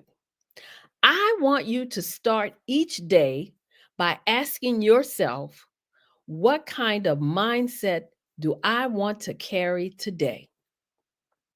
And how can I direct my thinking to align with my goals? These small but deliberate actions could be the building blocks of a life lived with intention. Another core principle of a successful mindset is the power of self-belief. Whether you think you can or you think you can't, you're right. Your beliefs shape your reality. So if you truly believe in yourself and your capabilities, you're already halfway to success. So trust in your skills, your knowledge, and capacity to overcome obstacles. Believe that you're worthy of success, and the universe will align to support you. However, I have to say it, self-belief alone isn't enough. A truly successful mindset also includes resilience in the face of adversity, and the path to success is rarely easy because there will be obstacles, setbacks, and as I said, moments of doubt. But your response to these challenges defines your journey. So rather than dwelling on failure or succumbing to self-doubt, you should choose to bounce back stronger.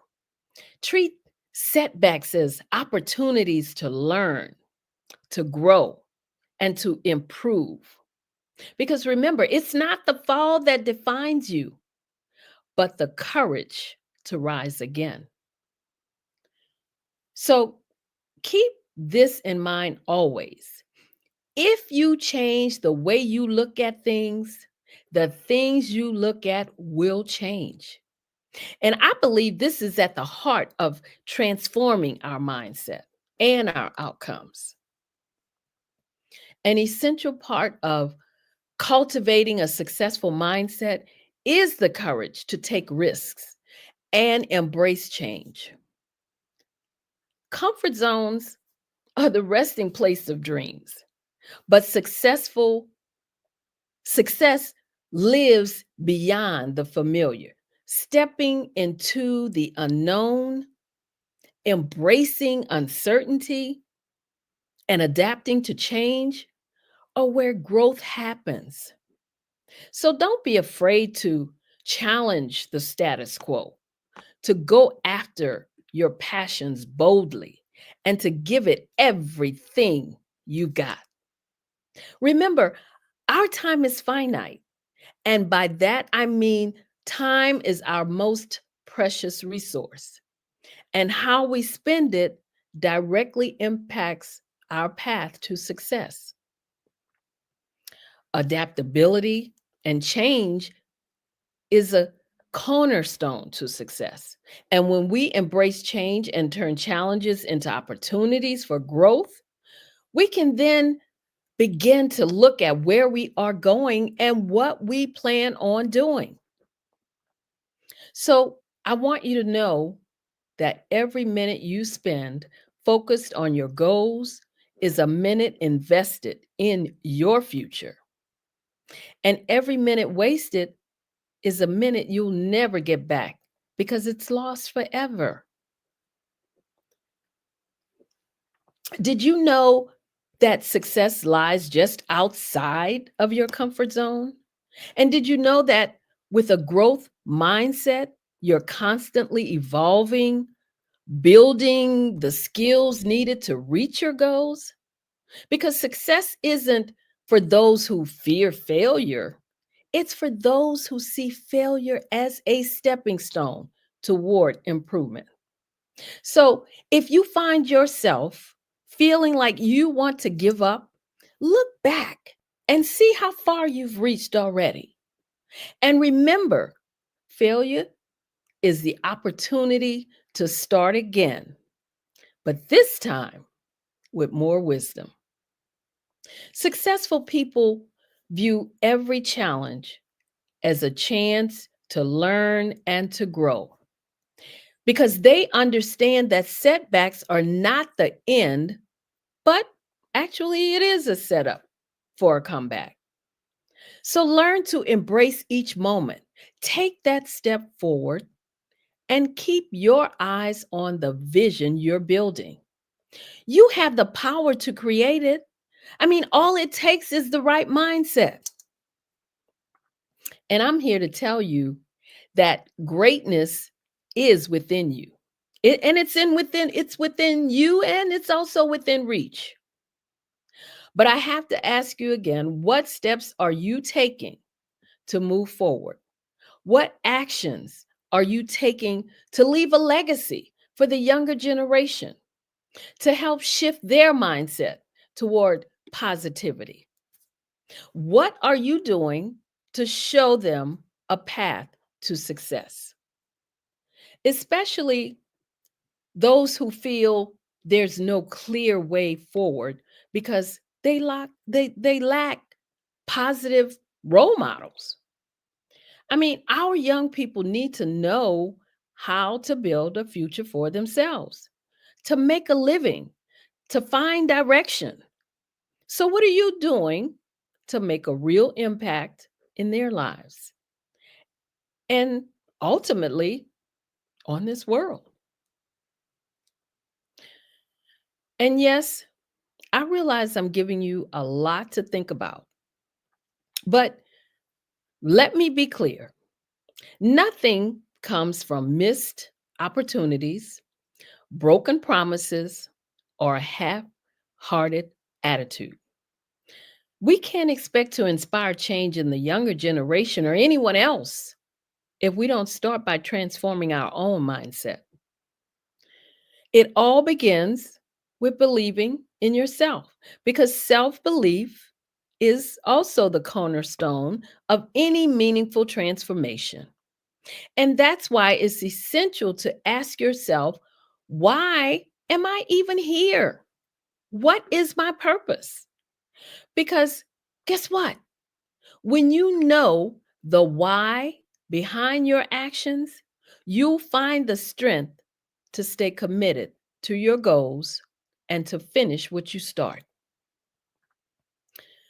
The life you lead starts with the beliefs you hold deep inside. Embracing your own worthiness, truly believing that you deserve the successes you envision, that's the foundation of every step forward. And always remember, change starts within. You are what you think. When you truly believe in the vision you have for your future, that belief will fuel everything else. You have what it takes to do whatever you set your mind to do. Now, maybe you won't follow the exact path of the leaders and the speakers you've heard from this week. I mean, you may not do things exactly as they did or on the same timeline, but you can still achieve your goals if you believe in yourself, if you hold on to your vision. This network and everyone here can support you because this community can open doors, guide you toward new opportunities, and offer insights that can change your life. Understand this: the journey to success is rarely a straight, smooth path. It's full of twists, turns, and moments that will test your resilience. It's about pushing forward when others might stop, persevering when the road gets tough, and standing firm, even when others say you can't make it. And when you feel the urge to quit before even getting started, remember this: quitting may offer momentary relief, but it also will steal from you the chance to discover the depths of your potential. It's in those difficult moments when you're tempted to give up that you learn who you truly are. Each time you push through, you're proving to yourself that you are capable of so much more than you even thought you were capable of. So let today be the day you commit fully to your journey. Believe in yourself, embrace your worthiness, and remember that success isn't just for others, it's for you too. The only thing standing between you and your dreams is the courage to believe that you can make them real. Now, I am sure you already know this, but some people succeed because they are destined to, but most people succeed because they are determined to. Determination is the fuel that keeps us moving forward, even when the path gets tough.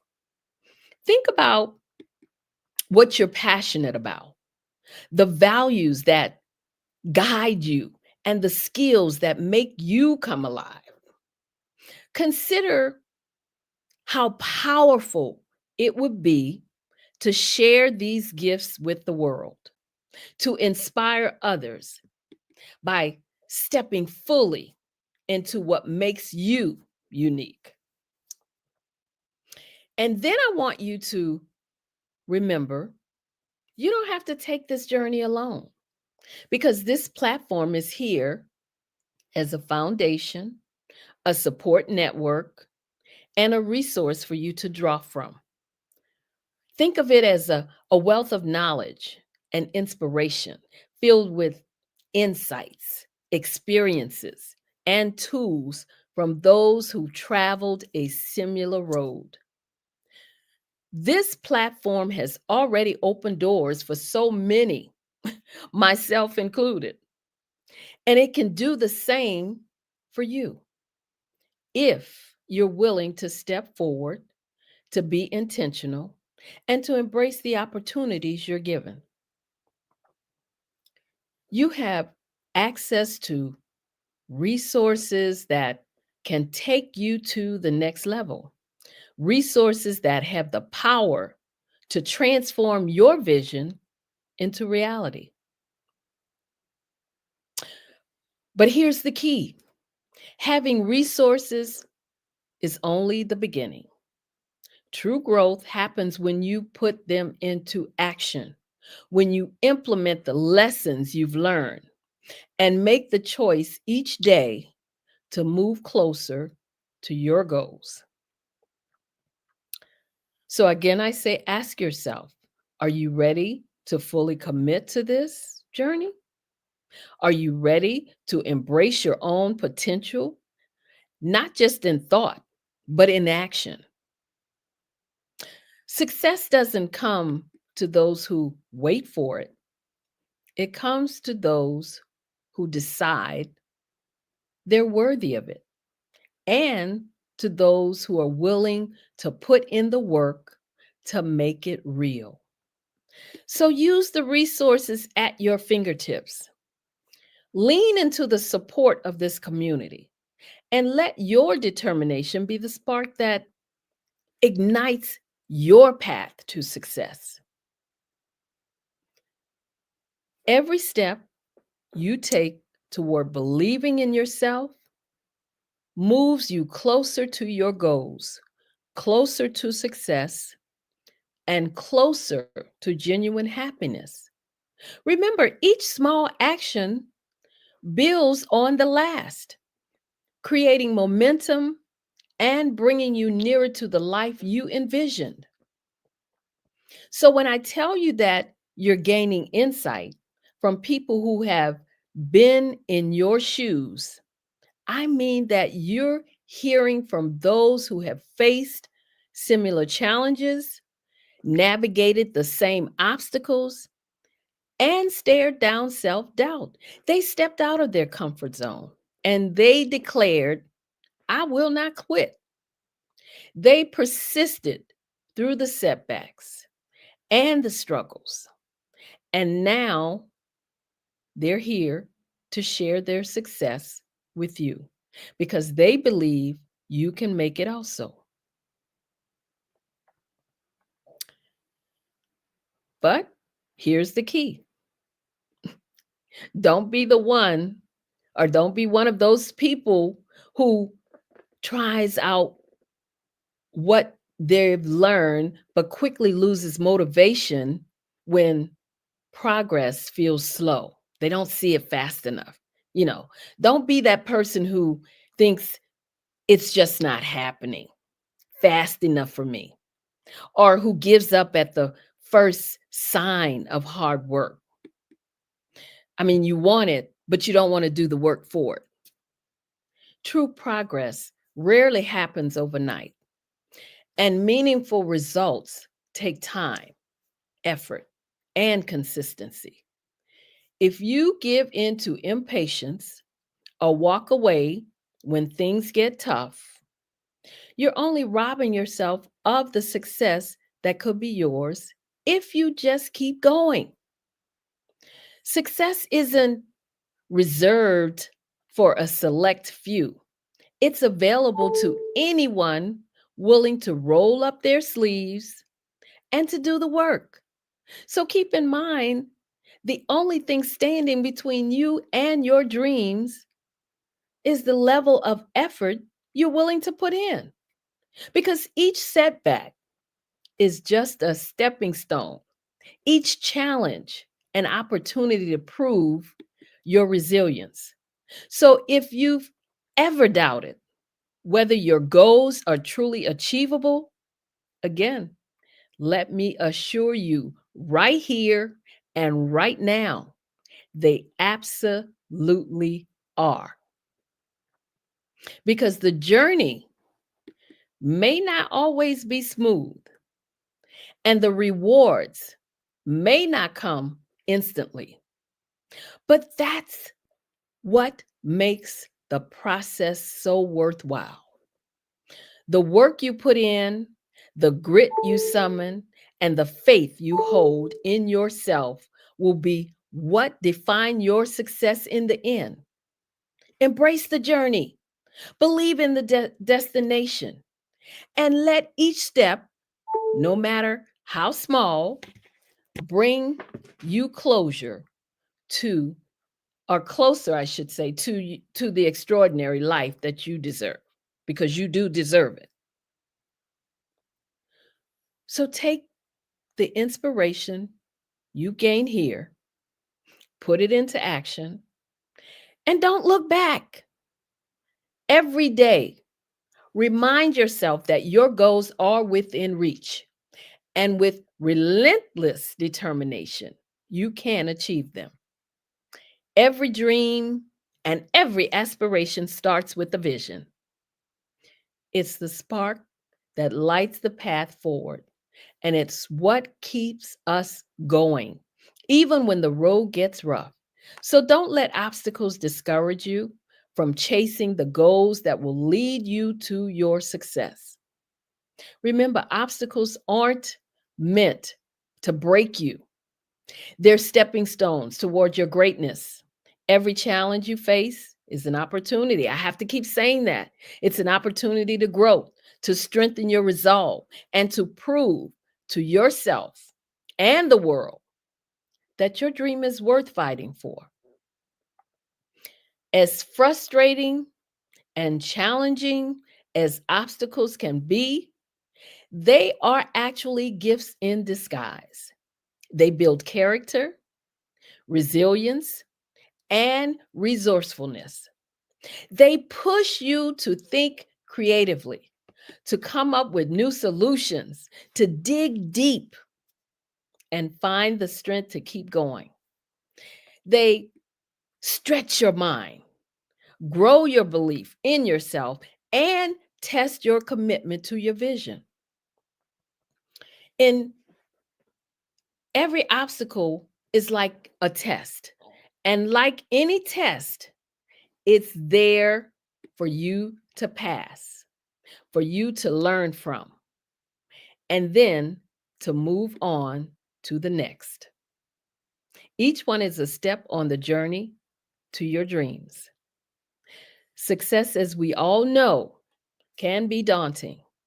It requires change, which is uncomfortable. It brings new responsibilities and challenges, which can be intimidating. But don't let the fear of success or even the fear of what success demands hold you back. Success might feel overwhelming because it often requires you to step into a bigger version of yourself. It calls for growth, confidence, and readiness to handle new challenges. But here's the thing: if success were easy, everyone would have it. The very fact that it's challenging is what makes it so rewarding. And I also want to address something else many of us are afraid of, something even more paralyzing than success itself. And that's the fear of judgment. The fear of what others might think can be one of the biggest barriers to achieving our dreams, because we hold ourselves back because we're worried about making mistakes, or even worse, being embarrassed. We'd often rather play it safe than risk facing criticism. But playing it safe, that won't lead you to greatness. That won't give you the life that you envision. So let me encourage you to let go of that fear. Don't let the opinions of others rob you of your future, because people will always have something to say. But at the end of the day, their opinions don't define your worth or your potential. You do. So embrace the courage to pursue your vision with all you got. Embrace the fact that mistakes and obstacles are simply part of the journey.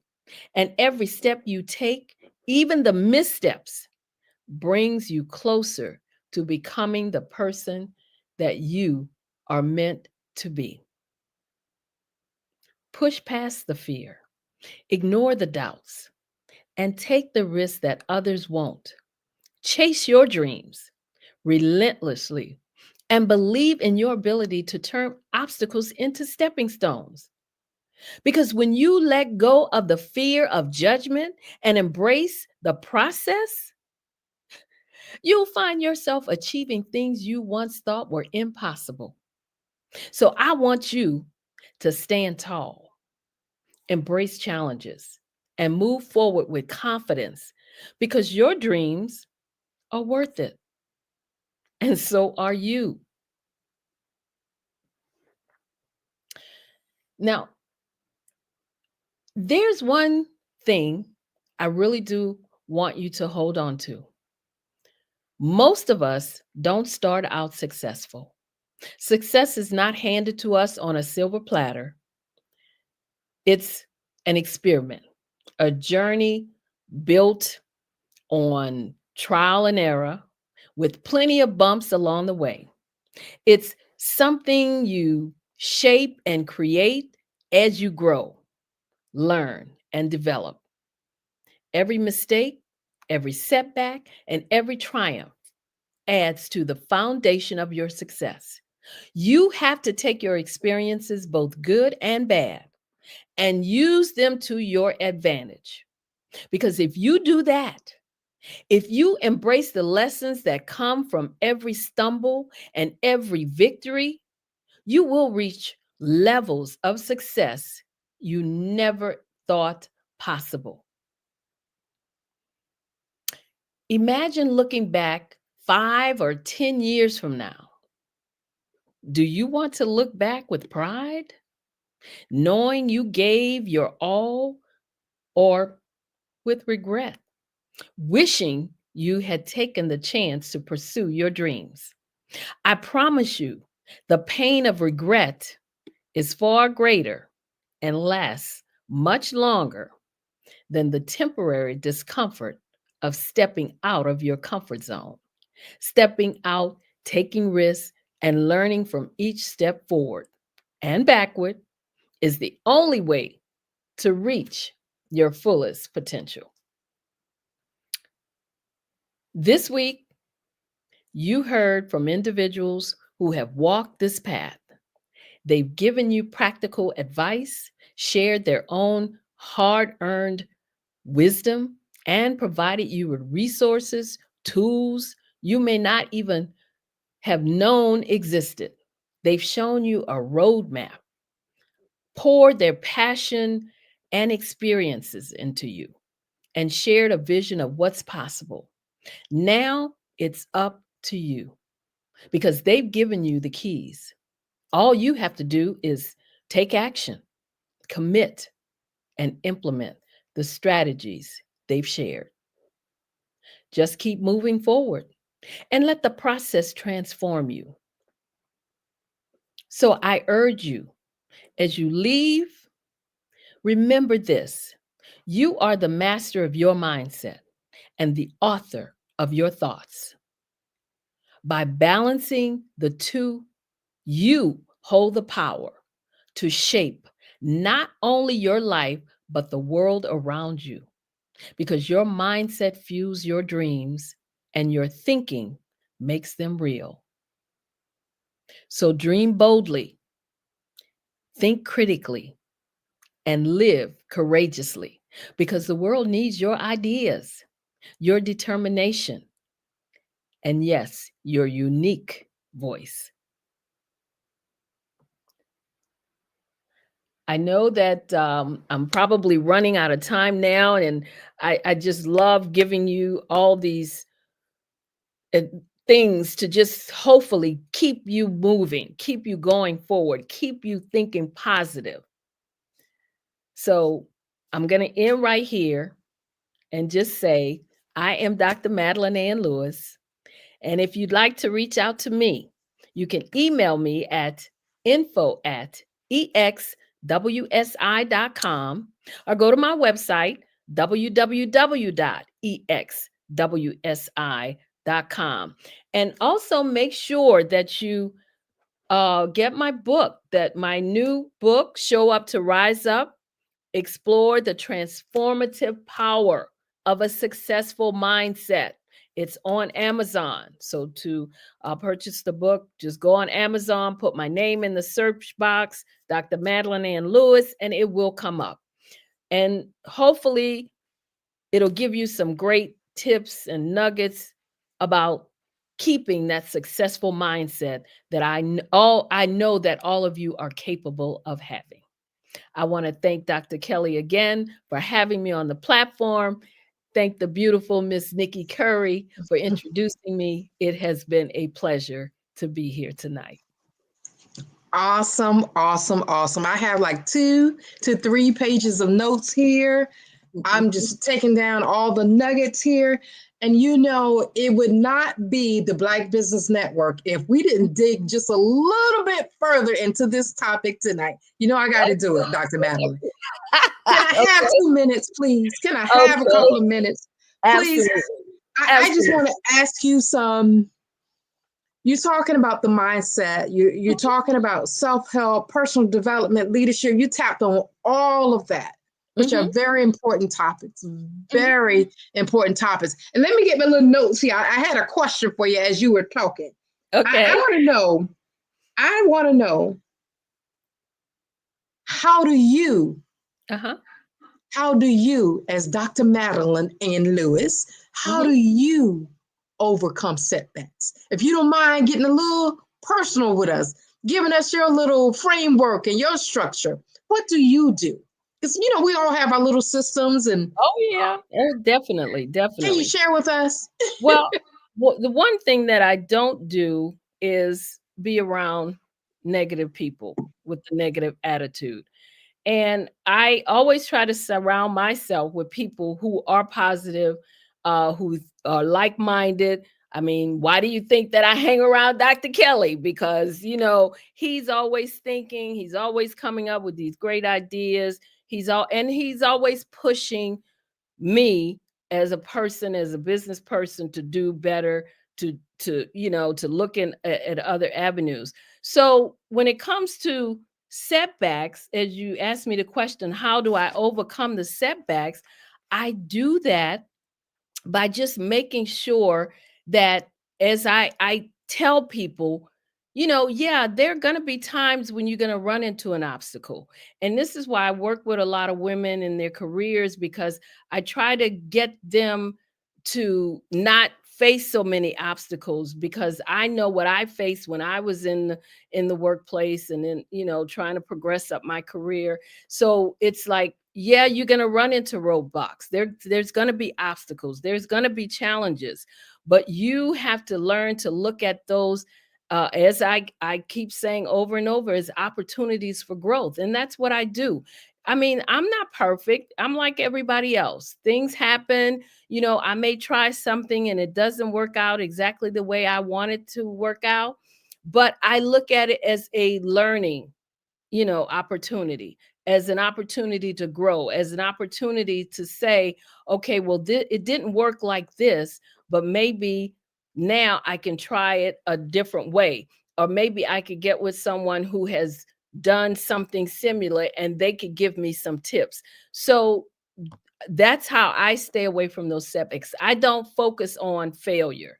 It's never, oh, this didn't work, it failed, so I can't try this again. No, that's not the way I look at it. I look at it, oh, it didn't work this time, but now I know I have to do it a different way.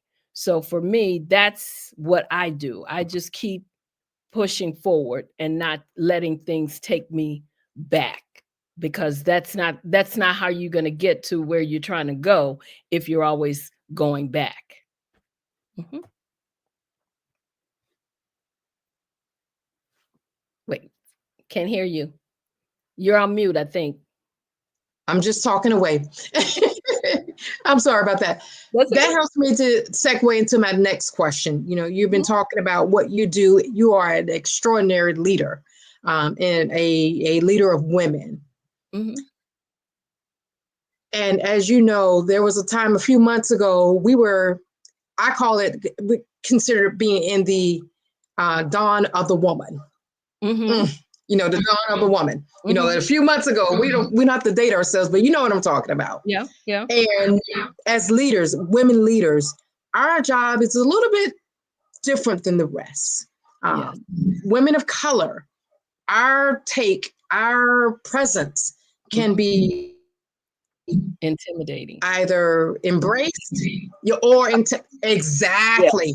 Right. Yeah. Mm-hmm. So my question is, as women leaders, what is that one mindset shift that women leaders should embrace right now? If we're going into a new season, call it a season of preparation. Mm-hmm. And if we were still looking at how women we're stepping up now. I will say that. Women of color, we're stepping out. We're embracing, we're owning our space. We're making our presence known. But what is that one mindset shift that women leaders really need to consider embracing right now? Especially with all the stuff that's going on. But I'm gonna let you answer. Mm-hmm. I think the one thing that women leaders have to embrace is to make sure that you don't let anyone second guess you or make you feel that you don't have the qualifications that you have. I mean, we've seen this. We've seen a qualified person being challenged on their skills. That's my point. You have to make sure that when you enter that room, you let them know that you know that you know that you know. Right. And they're not going to take that from you because That's you right. know you know. And Right. so that's what the female leaders have to do. Because they're going to be challenged. I don't care what their credentials are, what their background is, they're going to be challenged. And you just have to make sure that when you step out there, you're stepping out, like I said, with that confidence, with that assertiveness, but more importantly, never ever letting them make you doubt yourself and your credentials, your capabilities, and you know, your skills, the things that you know that you can do. Always own it. And that's why I like my phrase of show up to rise up, because when you show up, you will rise up. And the thing about that is when you show up in that room, you're showing up as a force. Because like I said, women are you know, the greatest resource on this planet. Right. So when we show up anywhere, that's Exactly. a resource that needs to be tapped into. And then women just have to believe that that's the way they are when they show up anywhere. Right. You know, that's a great response. That's exactly what I was thinking. I get to have conversations with some very powerful women. They don't even understand their power. I call them my underestimated movers and shakers, right? They're my underdogs of the world, but we're going to keep on fighting. My thing is that sometimes as women, we allow others to diminish our contributions. Oh, that's the word, that part. Yes. They diminish our contributions. And as leaders, they go into that second guessing, please. And you were talking about that tonight. You were talking about that self-belief, but sometimes self-belief is not enough. Right. It's not enough.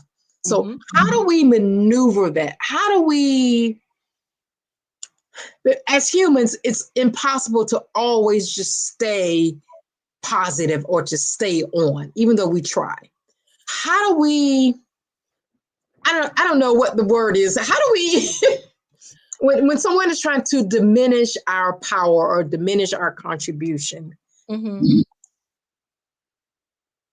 how do we pivot with that? How do we control it? Or, well, I think I get where you're going and what, you know, the question you're asking here. I think as women, we don't necessarily have to pivot. We just have to stand strong, stand tall. And as I said, stand in our power. Like you said, we have that power. Stand in your power and don't let that, you know, remark, don't let that comment, don't let that challenge diminish you. I have seen powerful women let one word take them out.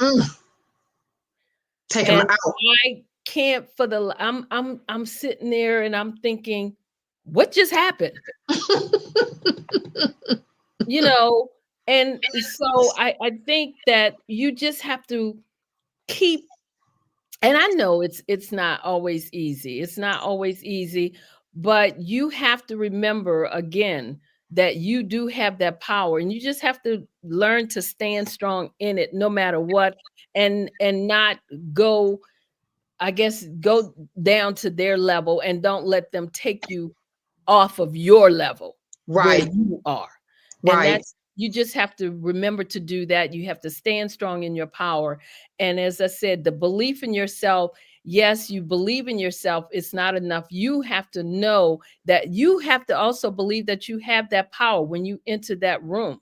I mean, just by the mere fact that you enter a room, like I said, and you're qualified, you have the credentials, when you and it's something, and I'll go back to something that I heard President Obama said. He said, sometimes you will be sitting in a room and somebody will say something and you all of a sudden you get that doubt in your head. He said, but the person that said it, guess what?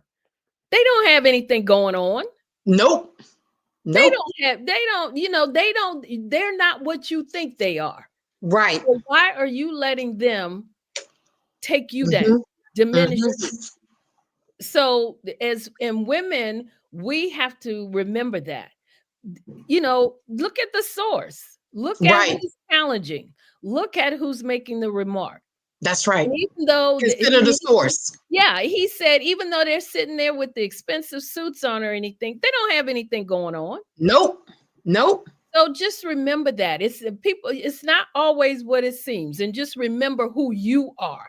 As long as you're sitting in your truth and in your power, then you can, like I said, we're not here to shrink. We're here to shine. Okay? Right.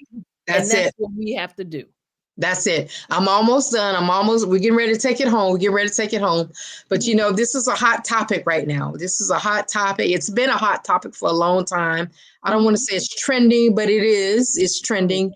And that's that old phrase or concept of imposter syndrome. Now, I had an interesting discussion with a leader. She's a global leader, amazing woman. And we were talking about, there were different women in the room of all levels, status, backgrounds, and all of that.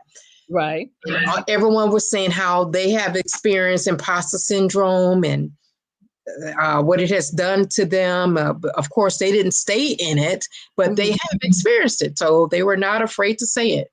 This particular global leader stepped up and said, I've never experienced imposter syndrome. I've never been worried about what somebody said about me. No one can make me feel bad or low or different. Maybe it's the way I was raised. So I'm saying all of that to say to you, Dr. Madeline, what is your take and your perspective on imposter syndrome, especially when it comes to women? Again, I say that as women, and we saw this, and I think it was maybe last year before, when we had the was it the president of Harvard University and then Columbia University. They were both challenged on, and this was something they went back and dug deep to find and pull out. And my first thought was, nobody put you in any position of authority at Harvard University or whatever without really vetting your credentials. That part. Yes. Right. So I'm like the female who said, I've never felt imposter syndrome. Because if you come at me with some craziness about, I think your dissertation wasn't whatever, then you better come correct, because we're going to have some issues. Exactly. And so I think, again, you just have to know that what you've done, you've earned it. Everything that you got, because for us as females, as Black females, we always have to be 5 steps ahead. Right. We always have to do more to achieve the same. Right. Exactly. So that's why I say I've never felt imposter syndrome. I'm with that. Okay. And I'm not going to let anybody come at me and make me feel that I have. So if you question my credentials, you best have something to show that something in there is not right. Because I know what I've done. Right. Stand on everything that's on paper, in my background, what have you. I can stand on that. So I don't. The receipts are there. The receipts are there. That's right. And so that's what I would say to women. Don't. And I often say, when I talk about one time when I was going to apply for a position, and the position I was applying for, I went to a female that was working in the organization. I told her what I was trying to do. And she said, you know what? She said, when you put in that application, she said, make it seem like you can walk on water. She said, because your purpose is to get to the interview, and that's where you sell yourself. Now, here's the thing. She wasn't telling me to put anything that wasn't true in there. What she was saying to me was, I should make sure that I include everything in there that I may not even think, was even were maybe worthy of being in there, because sometimes we overlook some of the things that we do. Right. We don't include everything. We have a tendency to say, that's not that important. Maybe I don't need to put that in there. But her theory was if you did it, put it in there. That's right. That's right. And so I think that's why when they come at you about this imposter syndrome, I looked at that and I even did an article on it a while back. And I just feel like with something like that, you just make sure that you know that you're correct. Right. And then you don't have to worry about the imposter syndrome. Right. Now, I don't want to invite, you know how we say, and play the devil's advocate. I don't like for the devil to be in the room, but but what about those people? It's easier said than done not to have imposter syndrome. Okay, we get it. But what about those that I guess I'm asking, is this a part of the mental wellness piece? Being whole. As leaders, we got a lot on our plates. We have a lot on our plates. Yeah. Is this a part of taking care of your mental being or your mental wellness or your well-being? You mean understanding that you don't have to succumb to this? Yes.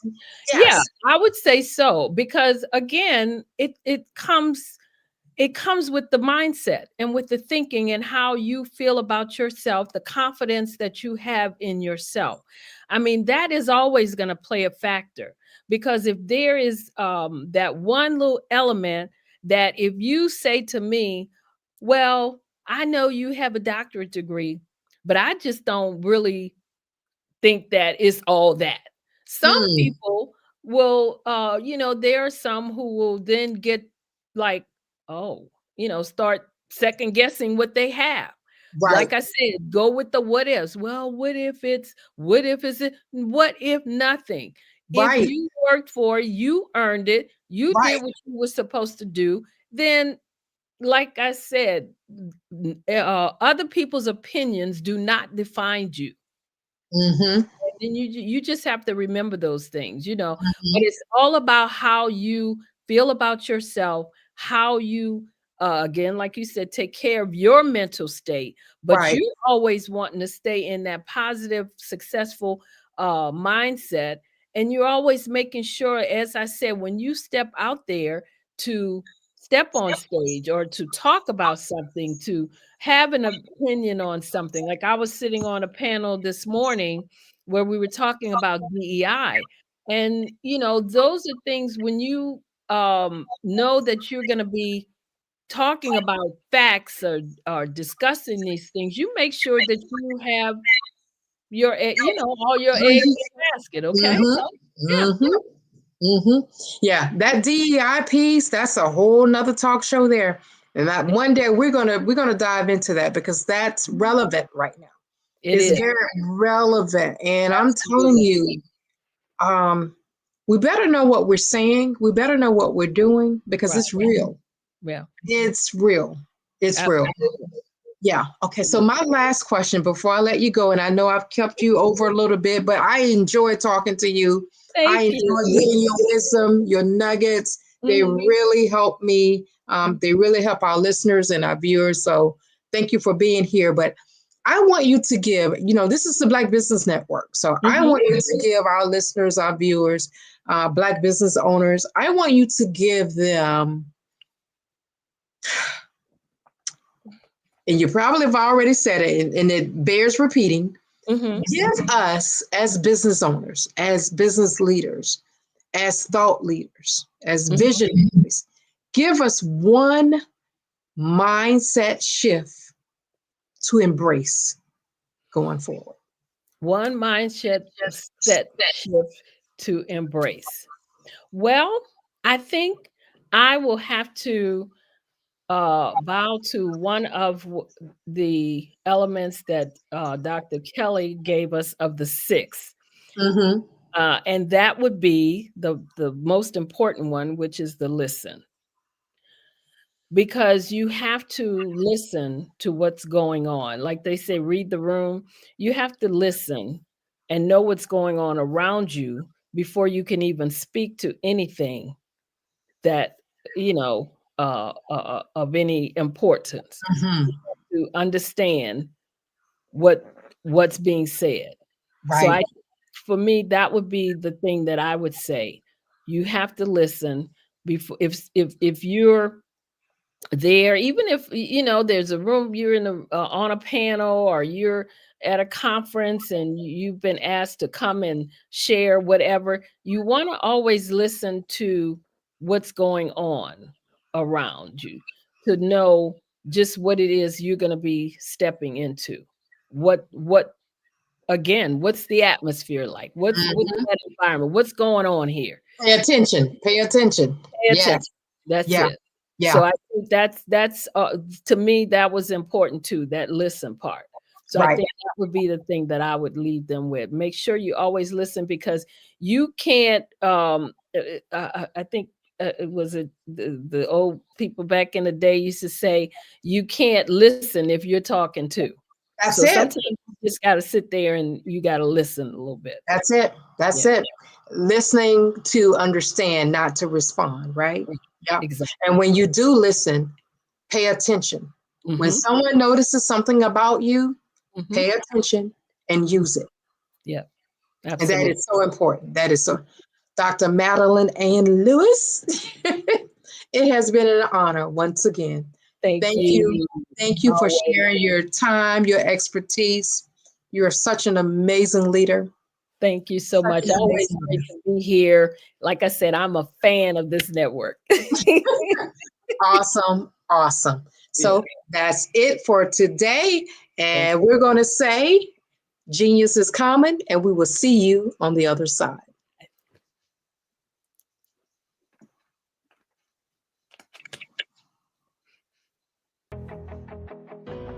I am Black Business. From the moment I wake until the time I sleep, I am Black Business. I am Black Business. Are you Black Business? I am Black Business. Do you support Black businesses? I support Black business because I am Black Business. Black Business Expo, one of the largest business showcases in the history of Black business in the world.